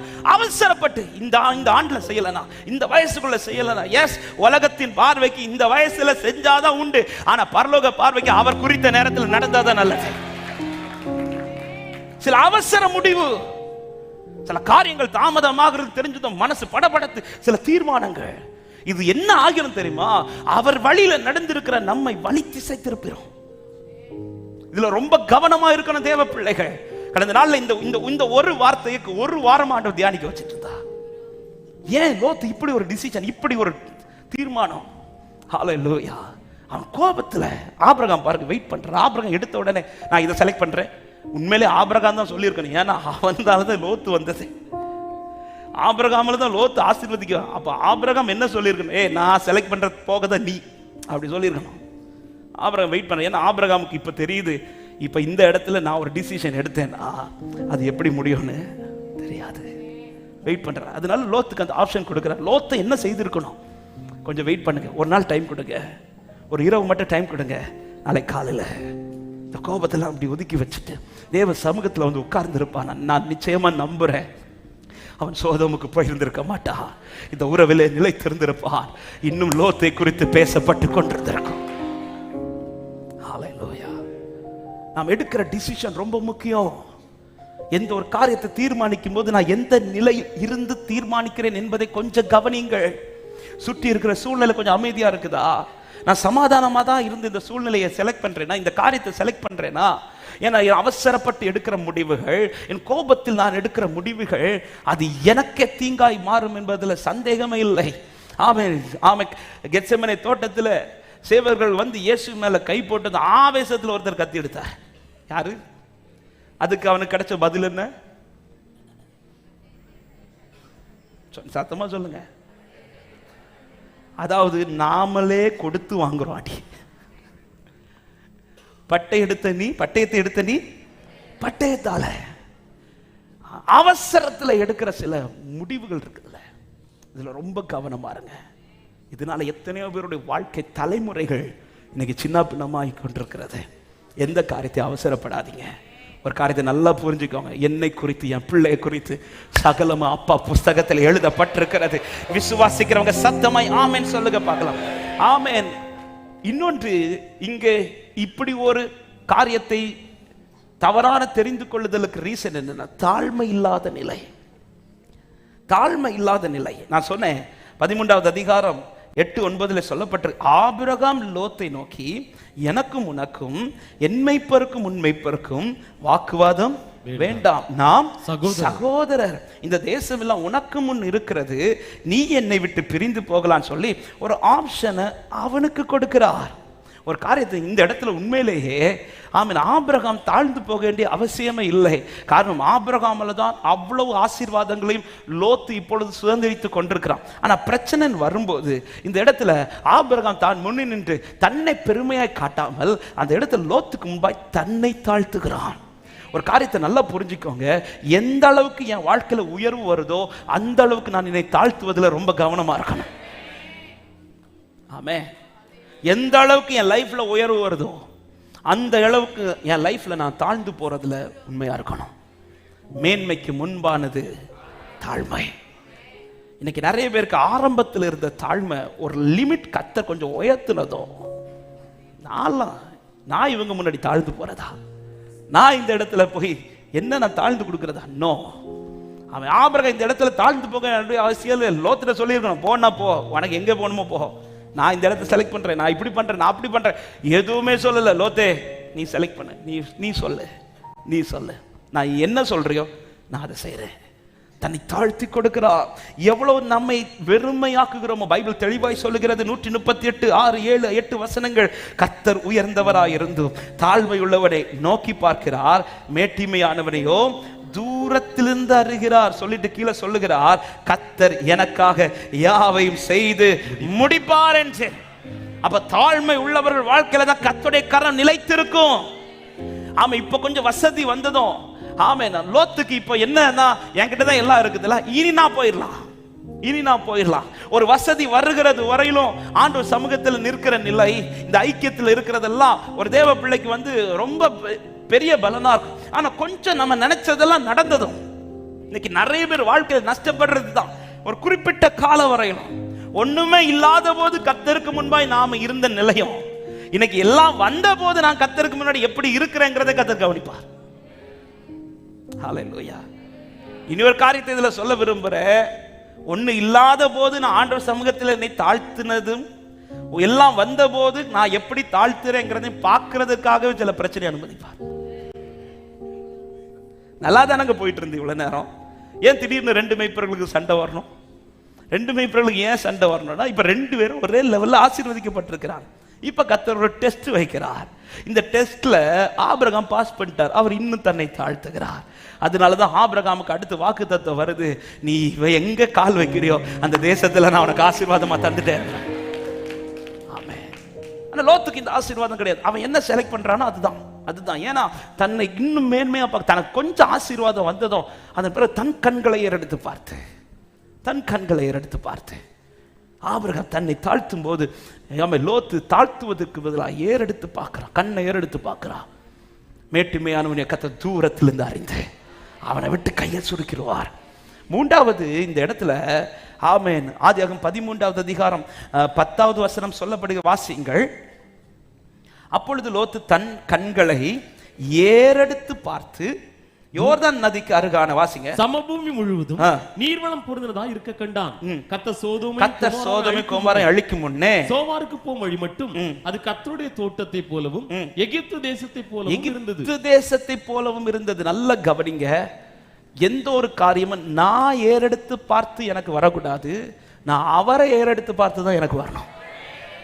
ஆமென் சொல்லுங்க பார்க்கலாம். எந்த ஒரு காரியமும் என் கண்கள் இந்த பூமியில என்ன பார்த்து இழுக்குதோ அதெல்லாம் வர வேண்டியது. என் கண்கள் அவரை பார்த்து அவர் கை என்ன தருதோ அதுதான் எனக்கு ஆசீர்வாதமாய் மாறும். சத்தமா ஆமென் சொல்லுங்க பார்க்கலாம். நான் என் கண்ணை ஏறெடுத்து பார்த்து நானா சிலதை பார்க்க தொடங்குறேன் பாருங்க. இந்த வசனத்தில் ஆண்டவர் நேற்று கற்றுக் கொடுத்த ஒரு பாடம். இந்த வசனத்தில் ஒரு வார்த்தை தெளிவாய் சொல்லப்பட்டிருக்கிறது. அது நீர் வளம் பொருந்தி இருக்கிறதாய் கண்டான் சொல்லிட்டு அந்த வார்த்தையோட முடிச்சிருக்க வேண்டியதுதான். கூட அடுத்த ஒரு வார்த்தை எழுதப்பட்டு கர்த்தர் சோதோமையும் கோமாராவையும் அழிக்கும் முன்னே. அப்ப ஒரு காரியம் இதுல தெளிவா தெரியுது. நான் தெரிந்து கொள்ளுகிற பல காரியங்கள் கர்த்தருக்கு பிடிக்காத காரியம். அது ஒரு நாள் அழிவை காண போகிற காரியம். ஆமென். கர்த்தர் அழிக்கும் முன் என்கிற ஒரு பெரிய ஒரு அபாயம் அந்த இடத்துல இருக்கிறது. அது சத்துரு நமக்கு காட்ட மாட்டான். நமக்கு எதுதான் காட்டுவான் தெரியுமா? அழிக்கிறதுக்கு முன்னாடி இது எவ்வளவு அழகா இருக்குது. ஹல்லேலூயா. ஒரு காரியத்தை நல்ல புரிஞ்சு, சத்துரு காண்பிக்கிற அழகு எல்லாமே ஒரு நாள் அழியும். ஆமென். இது அழகா இருக்குதுன்னு சத்துரு காண்பித்து நான் செலக்ட் பண்றது அத்தனையும் ஒரு நாள் அழியும். ஹல்லேலூயா. நான் கண்ணை ஏறெடுத்து பார்த்து செலக்ட் பண்ணக்கூடாது, அவரை நான் பார்க்கணும். அவர் எனக்கு எடுத்து தருவார். நீர் கொடுக்க நாங்கள் வாங்கிக் கொள்வோம் ஆண்டவரே. ஆமா, இந்த ஸ்தலம் உண்மையிலேயே ஆமென். லோத்து என்ன செய்திருக்கு? தன் கண்களை ஏறெடுத்து சோதோமை பார்த்ததுக்கு பதிலா தன் கண்களை ஏறெடுத்து கர்த்தரை பார்த்திருந்திருப்பார். ஆனால் அவன் வாழ்க்கையில கர்த்தருடைய கரம் இன்னும் நன்மையாகவே இருந்திருக்கும். ஆமென். தன் கண்களை எடுத்து அவன் சோதோமை பார்க்கும்போது ஆபிரகாம் இடத்துல கர்த்தர் சொல்லுகிற வார்த்தையை பாருங்கள். ஹல்லேலூயா. கர்த்தருக்கு மகிமை உண்டாவதாக. 14வது வசனத்தை வாசியுங்கள். லோத்து ஆபிரகாமை விட்டு பிரிந்த பின்பு கர்த்தர் ஆபிரகாமை நோக்கி கண்களை ஏறெடுத்து உன் கண்களை ஏறெடுத்து இருக்கிற இடத்திலிருந்து வடக்கேயும் தெற்கேயும் கிழக்கேயும் மேற்கேயும் நோக்கி பார். நீ பார்க்கிற இந்த பூமி முழுவதையும் நான் உனக்கும் உன் சந்ததிக்கும் என்றென்றைக்கும் இருக்கும்படி நான் அதை கொடுப்பேன். கரங்களை உயர்த்தி ஆமென் சொல்லுங்க பார்க்கலாம். லோத்து பார்க்கிறதுக்கும் ஆபிரகாமை பார்க்க வச்சதுக்கு வித்தியாசம் இருக்கு. லோத்து தானாய் பார்த்தான், ஆபிரகாம் கர்த்தரால் பார்க்க பண்ண வைத்தான். கர்த்தர் பார்க்க வைக்க, நீ கண்களை ஏறெடுத்து பார். அவர் ஏறிட்டு பார்க்க வைக்கிறது வரையிலும் ஹல்லேலூயா. ஆபிரகாம் கண்ணை ஏறெடுக்கவே இல்லை, அதுவரை நோக்கி இருக்கிறான். லோத்து அப்படி இல்லை. நீ செலக்ட் பண்ணு சொன்னதுமே அடுத்த நிமிஷம் இப்படி கண்ணை ஏறெடுத்து பார்க்கறான். ஆமென். அவன் கண்களுக்கு சத்துரு பல காரியத்தை அழகா காட்டுறான். ஆனா பைபிள் சொல்லுகிறது சத்துரு காண்பிக்கிற அநேக அழகான காரியம்தான் கர்த்தர் ஒரு நாள் அழிக்க போகிறார் என்பதுல. எனவே நான் தெரிந்து கொள்ளுகிற பாதை எப்படிப்பட்ட பாதை என்பது ரொம்ப ரொம்ப கவனம். தவறான பாதையை தெரிந்தெடுக்கிறான், தவறாமல் தெரிந்தெடுக்கிறான். இரண்டாவது சொன்னேன், திரும்பும் மனம் இல்லாதவன். இப்ப லோத்து ஆபிரகாமை விட்டு பிரிந்து விட்டார். பிரிந்து லோத்தின் வாழ்க்கை இப்பொழுது சோதோமுக்குள்ளே போய்விட்டது. அங்க போன பிறகு லோத்து எப்படி இருந்தார், எப்படி ஆசீர்வதிக்கப்பட்டானா எதையுமே பைபிள் எழுதவில்லை. ஆனால் அவருடைய கரம் யார் வாழ்க்கையில் நன்மையா இருந்ததோ அவனுடைய வாழ்க்கை குறித்து மட்டும்தான் பைபிள் காண்பித்துக் கொண்டே இருக்கிறது. ஆனா இப்போ ஒரு சான்ஸ் கர்த்தர் கொடுக்கிறார். அது என்ன சான்ஸ்னா, 5 ராஜாக்கள் இப்பொழுது யுத்தம் பண்ணி இப்போ சோதோமின் ராஜாவையும் அங்கிருந்த பொருட்கள் ஜனங்கள் எல்லாரையும் பிடித்து கொண்டு போகிறார்கள். அதுல லோத்தும் பிடிபடுகிறான், அவனுடைய பொருட்களும் பிடிபடுகிறது. இது இப்பொழுது ஆபிரகாமுக்கு அறிவிக்கப்படுகிறது. ஆதியாகமம் 14வது அதிகாரத்தை எடுத்து வைத்துக் கொள்ளுங்கள். கர்த்தருக்கு மகிமை உண்டாவதாக. ஆமென். இப்பொழுது இது ஆபிரகாமுக்கு அறிவிக்கப்பட்டதும் வேதம் சொல்லுகிறது. 14, 15, 16 வசனங்களை வாசிங்கள். தன் சகோதரன் சிறையாக கொண்டு போகப்பட்டதை ஆபிரகாம் கேள்விப்பட்ட போது அவன் தன் வீட்டிலே பிறந்த கைப்படிந்தவர்களாகிய 318 ஆட்களுக்கும் ஆயுதம் தரிப்பித்து தான் என்னும் ஊர் மட்டும் அவர்களை தொடர்ந்து ராக்காலத்திலே அவனும் அவன் வேலைக்காரரும் பிரிந்து பவஞ்சிகளாய் அவர்கள் மேல் விழுந்து அவர்களை முறியடித்து தமஸ்குவுக்கு இடதுபுறமான ஓபா மட்டும் துரத்தி சகல பொருட்களை திருப்பி கொண்டு வந்தான் சகோதரனாகிய லோத்தையும் அவனுடைய பொருட்களையும் ஸ்திரீகளையும் ஜனங்களையும் திருப்பி கொண்டு வந்தான். நல்ல கவனிங்க. இப்போ சான்ஸ் ஆண்டவர் கொடுக்கிறார், ஒரு தருணம்.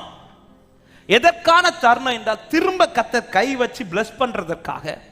சோதோமில் இருந்து பிடிபட்ட அவனை ஆபிரகாமை அனுப்பி கர்த்தர் விடுவித்து கொண்டு வர்றார். இது கர்த்தர் லோத்துக்கு பாராட்டின கிருபை. எதற்காக இந்த கிருபை பாராட்டப்படுகிறது என்றால், லோத்தே, கர்த்தர் இன்னும் மேல தமது கரத்தை நன்மையாய் வைக்க கர்த்தர் விரும்புகிறார். ஆமை, ஒரு திரும்புகிற ஒரு சான்ஸ் எனக்கு வருதுன்னா புரிஞ்சுக்கோங்க, என் மேல கர்த்தர் கையை விரோதமாய் நீட்ட விரும்பல, கர்த்தர் கையை நன்மையாய் வைக்க விரும்புகிறார் என்ற அர்த்தம். இன்னைக்கு சில காரியத்தை கர்த்தர் எனக்கு உணர்த்தி, சில பாவ பிடியிலிருந்து, சில சாப பிடியிலிருந்து, சில தேவையில்லாத பழக்கத்திலிருந்து கர்த்தர் வெளியில வருவதற்காக, திரும்பி வருவதற்காக ஒரு சான்ஸ் இன்னைக்கும் கொடுக்கப்படுகிறது என்றால் சபைக்கு ஒரு நற்செய்தி சொல்ல விரும்புறேன். கர்த்தர் கையை குறுக்க விரும்பல, கர்த்தர் கையை நீட்ட விரும்புகிறார். ஏன் இப்படி ஒரு சம்பவம் இங்கே நடக்கணும்? ஏன் ஆபிரகாமுக்கு இது தெரிவிக்கப்படணும்? ஏன் ஆபிரகாமை கொண்டு கர்த்தர் அதை மீட்கணும்? ஆமென். லோத்துக்கு ஒரு சான்ஸ் கொடுக்கப்படுகிறது. இந்த சான்ஸ் எப்பவுமே கிடைக்கும் என்று மட்டும் நினைச்சிடாதீங்க. இந்த சான்ஸ் எப்பவுமே கிடைக்கும் என்று மட்டும் நினைக்காதீங்க. கர்த்தர் கொடுக்கிற தருணத்தை யார் சரியாய் பயன்படுத்துகிறீர்களோ அவர்கள் தேவனை மகிமைப்படுத்துகிறார்கள் என்று அர்த்தம். ஹல்லேலூயா. கர்த்தர் கொடுக்கிற தருணம் லோத்துக்கு இப்போ அழகான ஒரு சான்ஸ், அழகான சான்ஸ். இப்ப எல்லாமே சத்துரு கையில பிடிபட்டு லோத்தும் பிடிபட்டு இருக்கும்போது ஆபிரகாமுக்கு அந்த விஷயம் தெரிய பண்ணி கர்த்தர் இதை தருணத்தை கொடுக்கிறார் பாருங்க. இந்த தருணத்தை கொடுத்து திருப்பி கொண்டு வந்ததும் லோத்து தன்னோடு கூட திரும்ப டிராவல் பண்ணுவான்னு பார்த்தா லோத்து திரும்ப எதை தான் போய் நோக்கி போறான் தெரியுமா? சோதோமை நோக்கி. ஆமை, எந்த இடத்துல கர்த்தருடைய கரம் எனக்கு குறுக்கப்பட்டுச்சோ அதே நோக்கி. ஆமை, இந்த இடத்துல நான் நின்னா, இந்த காரியம் செஞ்சா என் லைஃப்ல கர்த்தருடைய கரம் நன்மையா இருக்காதுன்னு தெரிஞ்ச பிறகும் திரும்ப நான் அதை நோக்கி போறேன் பாருங்க. இவங்க லைஃப்ல கர்த்தர் தமது கையை விரோதமாய் நீட்டுவார். ஹல்லேலூயா. திரும்புகிற ஒரு தருணம். அன்பான வாலிபர்களே, அன்பான சகோதர சகோதரிகளே, அன்பான பெரியவர்களே, திரும்புகிற ஒரு தருணத்தை கர்த்தர் இன்னைக்கு உங்களுக்கு தாரானா திரும்பிருங்க, திரும்பிருங்க. அப்படி சான்ஸ் வருதுன்னா ஒரு சத்தியம், கர்த்தருடைய கை இன்னும் உங்களுக்காக காத்திருக்கிறது என்று அர்த்தம். திரும்புகிற தருணத்தை பயன்படுத்தாதவர்கள் வாழ்க்கையில கர்த்தருடைய கை விரோதமாய் மாறும். இந்த வார்த்தை நடுக்கத்தோடு பேசிக் கொண்டிருக்கிறேன். என்னைக்குமே இந்த சான்ஸ் கிடைக்காது, என்னைக்குமே இந்த தருணம் கிடைக்காது. ஒரு செகண்ட் சான்ஸ் கர்த்தர் உனக்கு தாரார்னா, பேதுருவே நீ பாக்கியவா. உன் வாழ்க்கையில கர்த்தருடைய கை குறுகலன்னு அர்த்தம், உன் வாழ்க்கையில கர்த்தருடைய கை நீட்டப்பட்டிருக்கிறது என்று அர்த்தம். இன்னைக்கு இந்த சான்ஸை மிஸ்யூஸ் பண்றாங்க நிறைய பேர். இன்னைக்கு தத்தருக்கு கிருபை மிஸ்யூஸ் பண்றாங்க. திரும்ப ஒரு வாய்ப்பு கர்த்தர் கொடுக்கும்போது அந்த வாய்ப்பை சரியாய் பயன்படுத்த விரும்பவில்லை. ஹல்லேலூயா. எனவே தான் பைபிள்ல ஒரு வார்த்தை பலமுறை, இன்று அவருடைய சத்தத்தை நீங்கள் கேட்பீர்களானால். இன்னைக்கு ஒரு வார்த்தை நீ திரும்பும்படி கர்த்தருடைய பலிபீடத்துல இருந்து ஒரு வார்த்தை வருதுன்னா நீங்க திரும்புறதற்கு ஆயத்தமாகுங்கள். அப்படி திரும்புகிறவர்கள் வாழ்க்கை கர்த்தருடைய கரம் நன்மையாய் அமரும். சகையை பாருங்க, இயேசுவை பார்க்கும்படியாய் தான் லூக்கா 19வது அதிகாரத்தில் எரிகோ வழியாய் பிரயாணமாய் இயேசு வருகிறதை அறிந்து அவன் ஓடி போய் அந்த மரத்தின் மேல ஏறி உட்கார்கிறான். எதற்காக உட்கார்ந்தா? இயேசுவை வீட்டுக்கு கூட்டிட்டு போறதற்காக இல்ல, இயேசுவை தன்னோடு அழைத்துட்டு போறதற்காக இல்ல. அவனுக்கு ஒரே ஒரு ஆசை, எனக்கு இயேசு ஒரு விஷயம் பார்த்தா மட்டும் போதும். அவர் எப்படிப்பட்டவரோ என்கிறதை பார்க்கிறதற்காக போனான். ஆனா இப்ப பார்க்கும்படி போய் மரத்துல ஏறி உட்கார்ந்து அவன் பார்த்து கொண்டிருக்கும் போது இயேசு அந்த வழியாய் வந்து அந்த மரத்தின் பக்கத்துல வந்து நின்று அவனை நோக்கி கூப்பிடுகிறார். ஆமென். லூக்கா 19வது அதிகாரம் அதனுடைய 5வது வசனத்தை வாசிங்க. இயேசு அந்த இடத்தில் வந்தபோது அண்ணாந்து பார்த்து அவனை கண்டு, சகேவே நீ சீக்கிரமா இறங்கி வா, இன்றைக்கு நான் உன் வீட்டில் ஒரு சான்ஸ் ஆண்டவர் கொடுக்கிறார். இன்னைக்கு நான் வந்தேன், இன்னைக்கு நீ இப்ப இறங்கி வந்தேன்னா இன்னைக்கு நான் உன் கூட தங்குவேன். இந்த சான்ஸை சகையு தட்டி விடல, அந்த சான்ஸை பயன்படுத்துறான். அவன் சீக்கிரமா இறங்கி வந்து இயேசு வீட்டுக்குள்ள கூட்டிட்டு போயிட்டு இருக்கிறான். போகிற வழியில அவன் என்ன தீர்மானம் எடுக்கிறானா, இதுவரை தான் எதை செய்து வந்தானோ அதை இனி செய்ய மாட்டேங்கிற தீர்மானத்தை எடுக்கிறான். தேவன் தருகிற தருணத்தை பயன்படுத்துகிறவர்கள் எதுல உறுதியா இருப்பாங்க தெரியுமா? இதுவரை நான் செஞ்ச பாவத்தை இனி நான் செய்ய மாட்டேன், இதுவரை செஞ்ச அக்கிரமங்கள் இனி என் லைஃப்ல தொடராது. ஆமென். தருணத்தை பயன்படுத்துகிறவர்கள் இப்படிதான் வாழ்வார்கள். ஆனா லோத்து இப்படி பயன்படுத்தல. திரும்பவும் சோதம், திரும்ப அதே வாழ்க்கை, திரும்ப பழைய வாழ்க்கை. இப்படியே என் வாழ்க்கை தொடருமானால் ஒரு வார்த்தை நடுக்கத்தோடு சொல்லுகிறேன், நீட்டப்பட்ட கை குறுக்கப்படும். எனவேதான் எரேமியா தீர்க்கதரிசியை கொண்டு 15வது அதிகாரத்தின் 19, 20, 21 வசனங்களிலே சொல்லுகிறார். வாசியுங்கள். இந்த வார்த்தை எல்லாரும் கவனிக்கும்படி அன்போடு கேட்கிறேன். ஆமென். 15வது அதிகாரம் 19, 20, 21 வசனங்கள். இது நிமித்தம் நீ திரும்பினால் நான் உன்னை திரும்ப சீர்படுத்துவேன், என் முகத்துக்கு முன்பாக நிலைத்தும் இருப்பாய், நீ தீழ்ப்பானது நின்று விலையேறப்பட்டதை பிரித்தெடுத்தாய், வாய் போல் இருப்பாய், நீ அவர்களிடத்தில் திரும்ப அவர்கள் உன்னிடத்திற்கு திரும்புவார்களாக என்று கர்த்தர் சொல்லுகிறார். தொடர்ந்து வாசிங்கள். எதிரே அரணான வெண்கலம் அலங்கமாக்குவேன், அவர்கள் உனக்கு விரோதமாக யுத்தம் பண்ணுவார்கள், ஆனாலும் உன்னை மேற்கொள்ள மாட்டார்கள். உன்னை ரட்சிப்பதற்காகவும் உன்னை தப்புவிப்பதற்காகவும் நான் உன்னுடனே இருக்கிறேன் என்று கர்த்தர் சொல்லுகிறார். 21வது வசனம். நான் உன்னை பொல்லாதவர்களின் கைக்கு தப்புவித்து உன்னை பலவந்தரின் கைக்கு நீங்களாக்கி விடுவிப்பேன் என்கிறார். கரங்களை உயர்த்தி சத்தமோ ஆமென் சொல்லுங்க பார்க்கலாம். திரும்பும்படி கொடுக்கப்பட்ட தருணத்தை சரியாய் பயன்படுத்தப்பட்டவன் வாழ்க்கையில கர்த்தர் சொல்லுகிற ஆசீர்வாத வார்த்தை, நீ திரும்பினால் நான் உன்னை திரும்ப சீர்படுத்தி உன்னை எல்லா பொல்லாதவர்களின் கைக்கு தப்புவித்து உன்னை பலவந்தரின் கைக்கு நீங்களாக்கி விடுவித்து, ஆமே ஆமே, நீ அவர்களிடத்தில் திரும்பாமல் அவர்களை உன்னிடத்திலே கர்த்தர் திரும்ப வைப்பார். ஹalleluya. ஆம். இந்த சகையு கிடைத்த தருணத்தை சரியாய் பயன்படுத்தினா பாருங்க, பைபிள் சொல்லுகிறது இன்றைக்கு இந்த வீட்டுக்கு ரட்சிப்பு. ஆமென். எனவே தான் ஒவ்வொரு நாளும் கர்த்தர் தருவதை தருணமாய் பாருங்கள், தருணமா பாருங்க. இந்த தருணம் சரி இன்னைக்கு தந்துட்டா, இன்னைக்கு கிருபை தந்துட்டா நாளைக்கு கிருபை தருவார். நோ, அப்படி கிடையாது. இயேசு இன்னைக்கு சகையை சொல்லிருக்கலாம், ஆண்டவரே இன்னைக்கு எனக்கு டைம் இல்லை, நீங்க நாளைக்கு வாரீங்களா அப்படி சொல்லியிருப்பார்னா சகையை வாழ்க்கையில இயேசுவை பார்த்திருக்கவே மாட்டான். கிடைத்த தருணத்தை சரியாய் பயன்படு. லோத்தே, அழகான சான்ஸ் லோத்தே, உனக்கு தெரிஞ்சிருக்கணும் இதுல கர்த்தருடைய கை மேல நன்மையா இருந்தா மட்டும்தான் எல்லாமே எனக்கு நன்மை. கர்த்தர் ஒரு சான்ஸ் கொடுக்கிறார், அவன் ஒரு சூழ்நிலை அனுமதித்து கொடுக்கிறார். சில தருணங்களை நமக்கு தருவதற்காக சில சிச்சுவேஷன்ஸ் கர்த்தர் நமக்கு எதிராய் மாற்றுகிறார். எதற்காக எதிராய் மாற்றுகிறார்னா அழிப்பதற்கல்ல, நீ திரும்பி வருவதற்காக. எத்தனை பேருக்கு நான் சொல்லுகிற வார்த்தை புரிகிறது? என்ன சில சிச்சுவேஷன்ல திரும்ப பண்ணுகிறதற்காக இந்த சில சூழ்நிலை எனக்கு எதிராய் மாறி இருக்கிறது. ஹalleluya. சோதோமுக்குள்ள பிரச்சனை இல்லாம இருந்துட்டு இருக்கிறவனுக்கு இப்ப திடீர்னு சூழ்நிலை எல்லாமே எதிரா மாறுது. எதுக்கு மாத்துறார் இப்படி? யாமே லோத்தே, கர்த்தர் உனக்கு வனத்துறார், வான் பண்றார், நீ திரும்பு, நீ திரும்பு, திரும்பு. இதுவரை இல்லாத பிரச்சனை உங்க குடும்பத்துக்கு வருது, எதுக்கு வான் பண்றார்? நீங்கள் திரும்புங்கள் என்று. இதுவரை இல்லாத பலவீன சரீரத்தில் வருது, வான் பண்றார், நீ திரும்புன்னு. ஆமென். இதுவரை இல்லாத சமாதான குலைச்சல் குடும்பத்தில் வருது, வான் பண்றார், திரும்புங்கள் என்று. கர்த்தர் இதை வான் பண்றது அழிப்பதற்கல்ல, நான் திரும்பி அவரிடத்தில் வருவதற்காக. நாட்களை பயன்படுத்துவது, காலத்தை பயன்படுத்துகிறவர்கள் பாக்கியவான்கள். ஆனா லோத்து இங்க மிஸ் பண்றார். ஹalleluya. தவறான தெரிந்தெடுப்போம், திரும்புகிற மனம் இல்லாத நிலை. இப்பொழுது லோத்தை எந்த சிச்சுவேஷன்ல கொண்டு விட்டுட்டு தெரியுமா? காப்பாத்துறதுக்கு அவர் வர மாட்டாரா? காப்பாத்துறதுக்கு வாசல்ல நின்று உட்கார்ந்து காத்திருக்கிறார். இப்பொழுது லோத்தும் அழிய வேண்டியது. ஆனால் ஆபிரகாம் திறப்பில் நின்று செபிக்க செபிக்க செபிக்க கர்த்தர் கிருபையா இறங்கி அவன் மேல் இரக்கம் பாராட்டி இப்பொழுது அவனை கைப்பிடிச்சு வெளியில கொண்டு வரார். ஆனா வெளியில கொண்டு வந்த லோத்து அதன் பிறகு ஆசீர்வதிக்கப்பட்டிருக்கணுமே, அந்த குடும்பம் ஆசீர்வாதமா இருந்திருக்கணுமே, அவன் பிள்ளைகள் ஆசீர்வதிக்கப்பட்டிருக்கணுமே.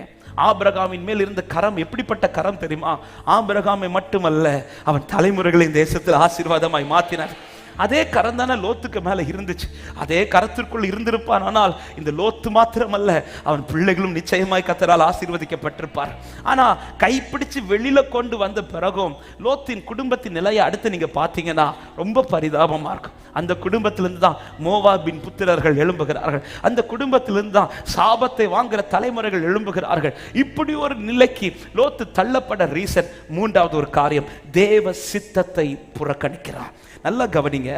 ஆதியாகமம் 19வது அதிகாரத்துல இப்பொழுது கிருபையாய் அவனுக்கு ஆமென் ஆபிரகாம் திறப்பிலே நின்று ஜெபித்தது நிமித்தமாய் தூதர்கள் அனுப்பப்பட்டு அவனை கைப்பிடிச்சு வெளியில கொண்டு வரார்கள். வெளியில கொண்டு வரும்போது அவர்கள் சொல்லுகிற வார்த்தை ஆதியாகமம் 19வது அதிகாரம் அதோடைய 17வது வசனத்தை வாசிங்கள். அவர்களை வெளியே கொண்டு போய் விட்ட பின்பு அவர், உன் ஜீவன் தப்ப ஓடிப்போ, பின்னிட்டு பாராதே, இந்த சமபூமியில் எங்கும் நில்லாதே, நீ அழியாதபடி மலைக்கு ஓடிப்போ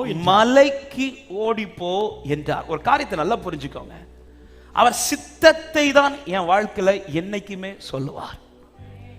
எது என் வாழ்க்கை குறித்த தேவ சித்தமோ அதுதான் என் வாழ்க்கையில பேசப்படும். நம்புறவங்க மட்டும் சத்தமா ஆமென் சொல்லுங்க பாருங்க. மலைக்கு ஓடிப்போங்கிறது லோத்தின் விருப்பம் அல்ல, இது தேவனுடைய சித்தம். இப்ப தூதர்கள் சொல்றாங்க, நீ மலைக்கு ஓடிப்போ, இது தேவ சித்தம். ஆமா, இந்த சித்தத்தை என்னால செய்ய முடியுமா என்றால் நிச்சயமாய் செய்ய முடியும். என்னால செய்ய முடியாத எதையுமே கர்த்தர் எனக்கு செய்ய சொல்ல மாட்டார். ஆமா, ஒரு இடத்துக்கு போனா அந்த இடத்துக்கு என்னால போக முடியும். நினிவேக்கு போய் நீ சொல்லுனா அந்த இடத்துல என்னால சொல்ல முடியும். ஆனா அந்த சித்தத்தை செய்யாமல் யோனா என்ன செய்யறான், விலகி போறான் பாருங்க. அந்த ட்ராக் ரொம்ப பரிதாபமாகிறது. இங்கே லோத்துக்கு அழகாய் சொல்ல, நீ அழியாதபடிக்கு. அப்போ அந்த மலைக்கு போனாதான் உனக்கு ஒரு அழிவு இல்லப்பா, உனக்கு ஒரு வாழ்க்கை இருக்குதுன்னு அழகா ஒரு தெய்வ சித்தத்தை சொல்றாரு. ஆனா லோத்து என்ன சொல்லுகிறான்? 18வது வசனத்திலிருந்து வாசிங்க. அதற்கு லோத்து, அப்படியெல்லாம் ஆண்டவரே, கண்களில் உமது அடியேனுக்கு கிருபை கிடைத்தது, என் பிராணனை காக்க தேவரீர் எனக்கு செய்த கிருபையை பெரிதாக விளங்க பண்ணினீர். மலைக்கு ஓடி போக என்னால் முடியாது, தீங்கு என்னை தொடரும், நான் மரித்து. அதாவது நம்ம வார்த்தையை சொல்லி ஆண்டவர் வந்து உருக வச்சிரும். சில பிள்ளைங்கள்லாம் பாருங்க, ஏதாவது கேட்பாங்க, கேட்டு அந்த பிள்ளைக்கு வாங்கி கொடுக்க மாட்டோம், ஸ்ட்ரிக்டா நின்றுட்டோம். அப்பா செல்லப்பா இல்லை, என் பிள்ளை சொல்லுவான், வந்து முத்தம் விடுவான். திடீர்னு ஒரு முத்தம் வர்றதுனால புரிஞ்சுக்கணும். அவன் வந்து ஐஸ் வைக்கிறான், அவன் காட்டுற திடீர்னு நம்மளை அப்படி புகழ்ந்து போடும். அப்பா உங்களை மாதிரி பாடுறதுக்கு ஆளே இல்லை, உங்களை மாதிரி அழகா வேற யாருமே இல்லை, ஆமாம் நீங்க தான் பெஸ்டப்பா, ஆமாம் நீங்க என் மேல அன்பா இருக்கிறீங்கப்பா. இப்படியெல்லாம் கொஞ்சம் போதே நமக்கு மனசெல்லாம். இதே போல லோத்திட்ட சொல்றாரு, நீ மலைக்கு ஓடி போன்றார். சொல்ற, நீங்க என் மேல கிருபை வச்சிருக்கிறீங்கண்ணா, உங்களுக்கு உண்மையில என் மேல இறக்கம் இருக்குதுண்ணா, எனக்கு கிருபை கிடைத்ததானா, ஆமை மலைக்கு ஓடி போக என்னால முடியாது, தீங்கு என்னை தொடரும். நான் மலைக்கு போகும்போது தூதன் என்ன சொல்றாரு? நீ அழியாதபடிக்கு. ஒரு காரியத்தை நல்லா புரிஞ்சுக்கோ, சித்தத்தில் நிற்கிறவன் மட்டும்தான் வாழ்ந்திருப்பான். சித்தத்தை தாண்டி என் ட்ராக் எதுவானாலும் அது எனக்கு அழிவு, அது எனக்கு அழிவு. இங்க அழகா சொல்றான், நான் மரித்து போவேனே. இப்ப தூதன் என்ன பண்ணா பாருங்க, 21வது வசனத்தை வாசிங்கள். அதற்கு அவர், நீ கேட்டுக்கொண்ட ஊரை கவிழ்த்து போடாத. இதுல ஒரு வார்னிங் இருக்கு பாருங்க.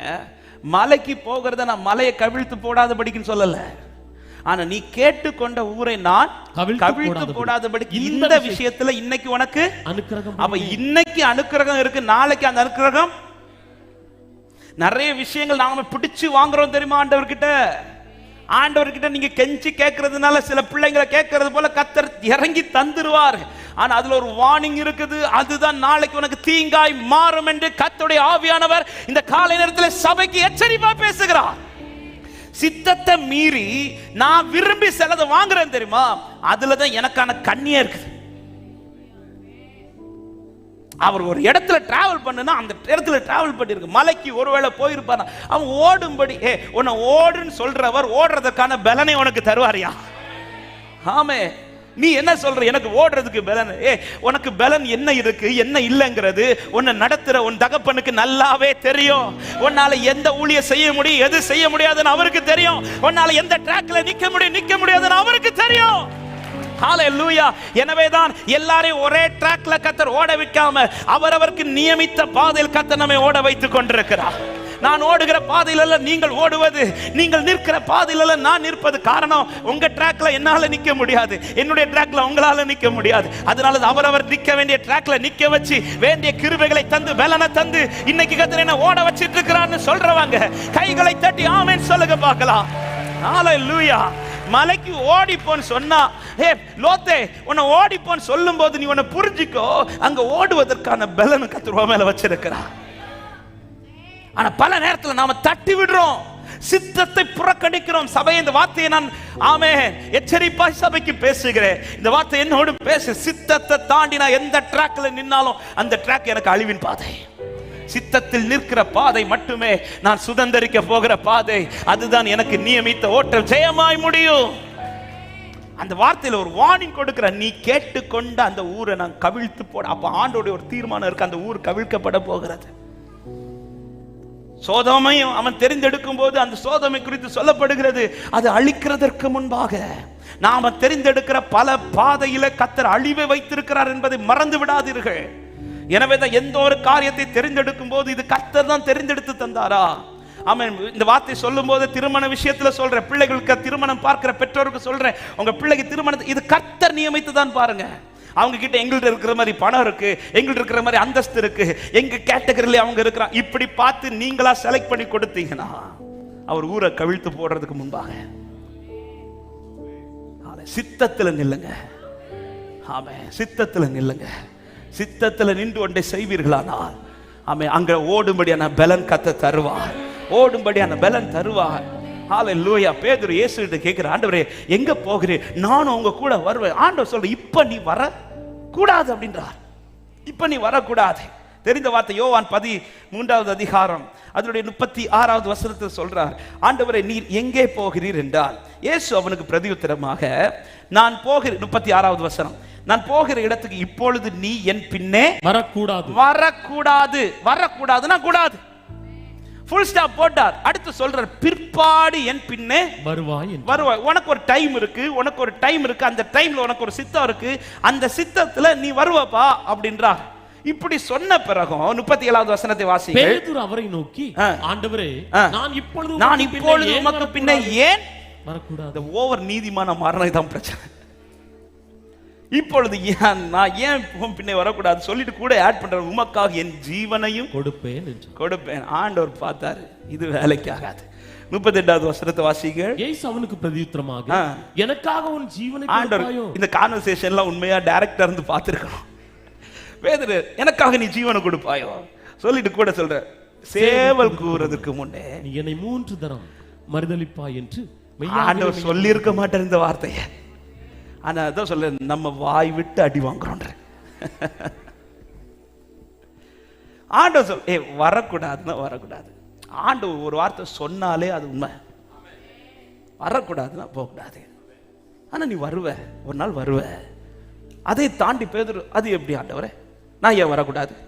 நான் உமக்காக ஜீவனை கொடுக்க ஆண்டவர் கூப்பிட்டு சொல்றாரு, நீ என்ன 3 முறை மறுதலிப்பட்டாரு.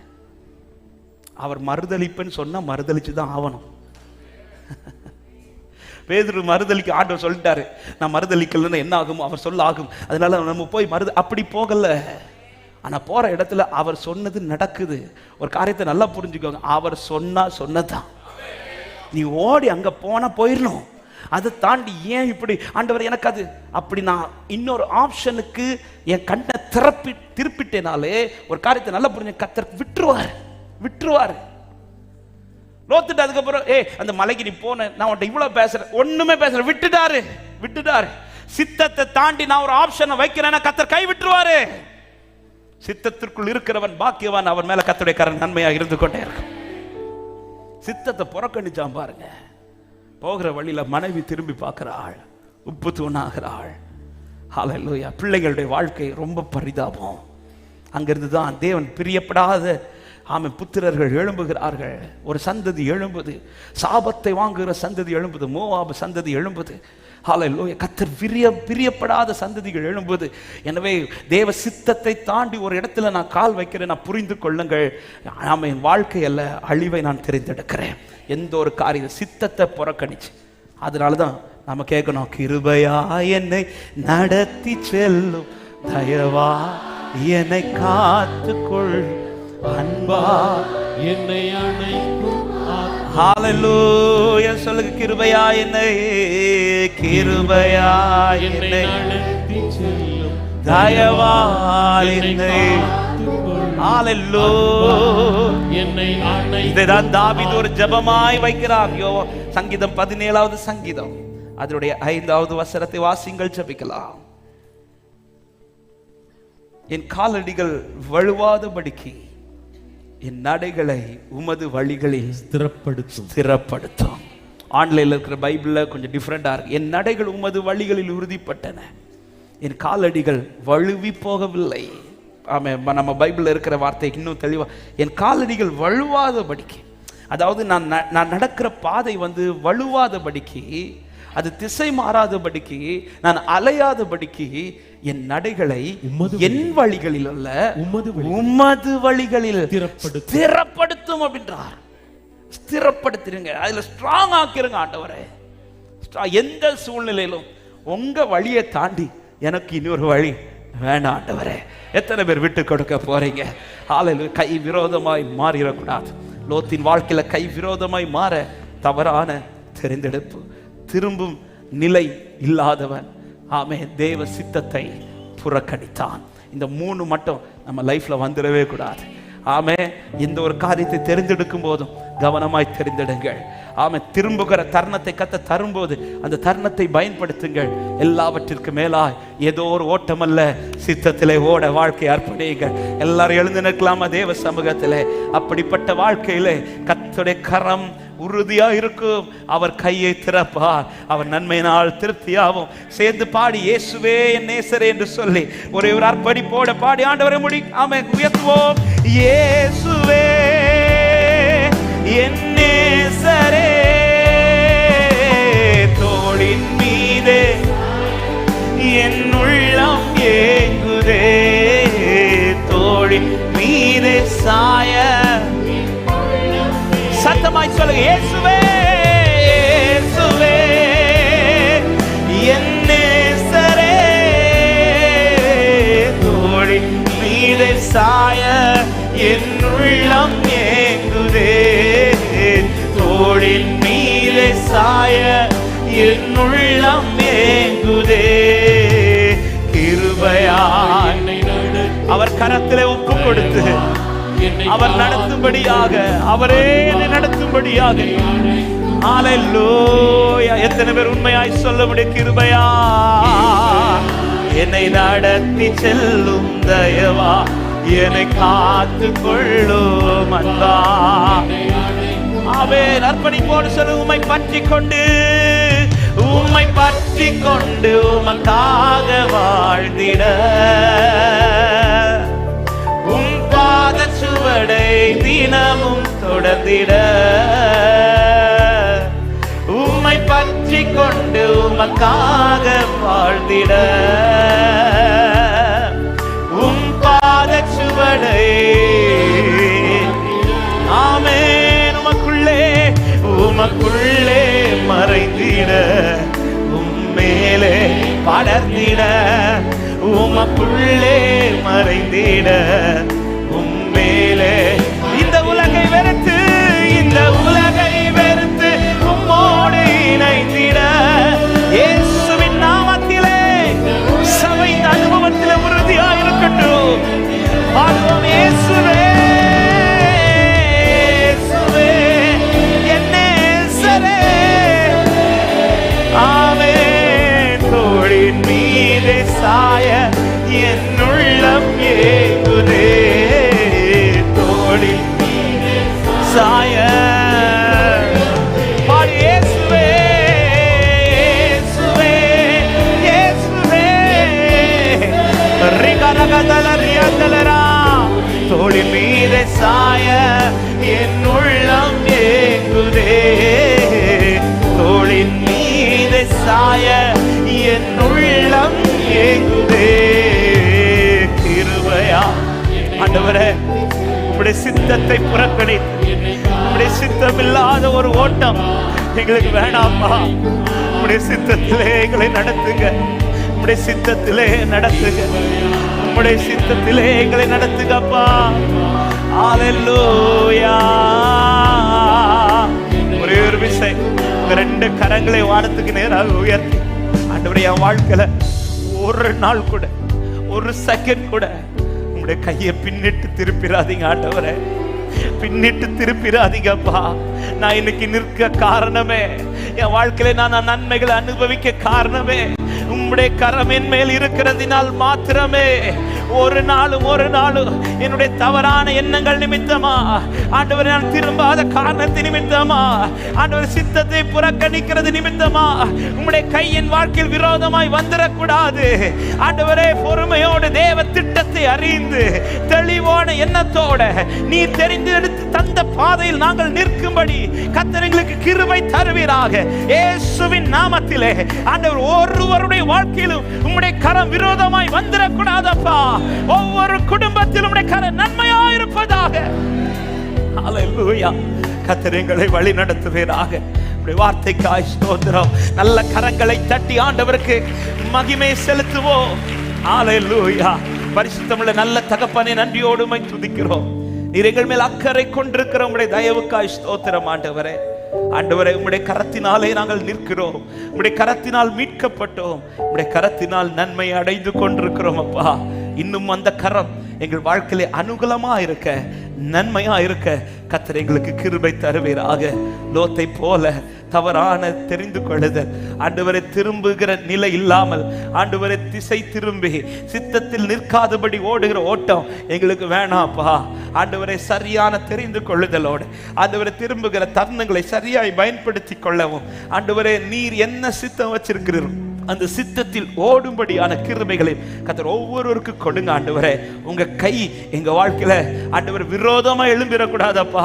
நன்மையாகவே உயர்ந்திருக்கட்டும், நன்மையாகவே உயர்ந்திருக்கட்டும். உம்முடைய கரத்திற்குள் அடங்கி இருக்கிற பாத்திரங்களாய், உம்முடைய கரத்தால் நடத்தப்படுகிற பாத்திரங்களாய் ஒவ்வொருவரை கர்த்தர் மாற்றுங்க, நன்மையினால் திருப்தி ஆக்குங்க. இந்த நாளில் கர்த்தருடைய ஆவியானவர் எங்களோடு பேசின நல்ல வார்த்தைகளுக்காய் ஸ்தோத்திரம். கேட்டதோடு விட்டு விடாதபடி ஆண்டவரே, இந்த வார்த்தையின்படி நடக்கும்படி கிருபைகளை தாரும். இந்த வாரம் ஒவ்வொருவருக்கும் மகிழ்ச்சியா இருக்கட்டும், பலப்படுத்தும். நல்ல செய்திகளை கர்த்தர் கேட்க பண்ணும். போக்கில் வரத்தில் விசேஷமாய் உம்முடைய பிள்ளைகளை கர்த்தர் பத்திரமாய் பாதுகாத்துக் கொள்ளுங்க. இந்த நாளிலும் பலவீனத்தை நிமித்து வர முடியாமல் இருக்கிற பிள்ளைகளை நினைக்கிறோம். கர்த்தர் பலப்படுத்தி வருகிற நாட்கள் விடுதலையோடு வந்து ஆராதிக்க கிருபை தாரும். நீர் மாத்திர மகிமைப்படும், சமாதானத்தோடு அனுப்பும். நீர் மாத்திர பெருகவும் நாங்கள் செருக வேண்டும். இயேசுவின் நாமத்தில் ஜெபத்தை கேளும் எங்கள் ஜீவனுள்ள நல்ல பிதாவே, ஆமென். சேர்ந்து சொல்லுவோம். என் ஆத்துமாவே என் முழுமையுடைய பரிசுத்த நாமத்தை ஸ்தோத்திரி. என் ஆத்துமாவே கர்த்தரை ஸ்தோத்திரி. கர்த்தர் செய்த சகல உபகாரங்களை மறவாதே. ஆமென். நம்முடைய கர்த்தராக இயேசு கிறிஸ்துவின் கிருபையும் பிதாவாகிய தேவனுடைய அன்பும் பரிசுத்த ஆவியானுடைய ஐக்கியமும் சிநேகமும் பாதுகாவலும் நம் அனைவரோடும் சகல பரிசுத்தவான்களோடும் கர்த்தருடைய வருகை மட்டும் தங்கி இருப்பதாக. ஆமென். ஹalleluya. சமாதானத்தோடு போய் வாருங்கள். கர்த்தர் உங்களை ஆசீர்வதிப்பார். God bless you.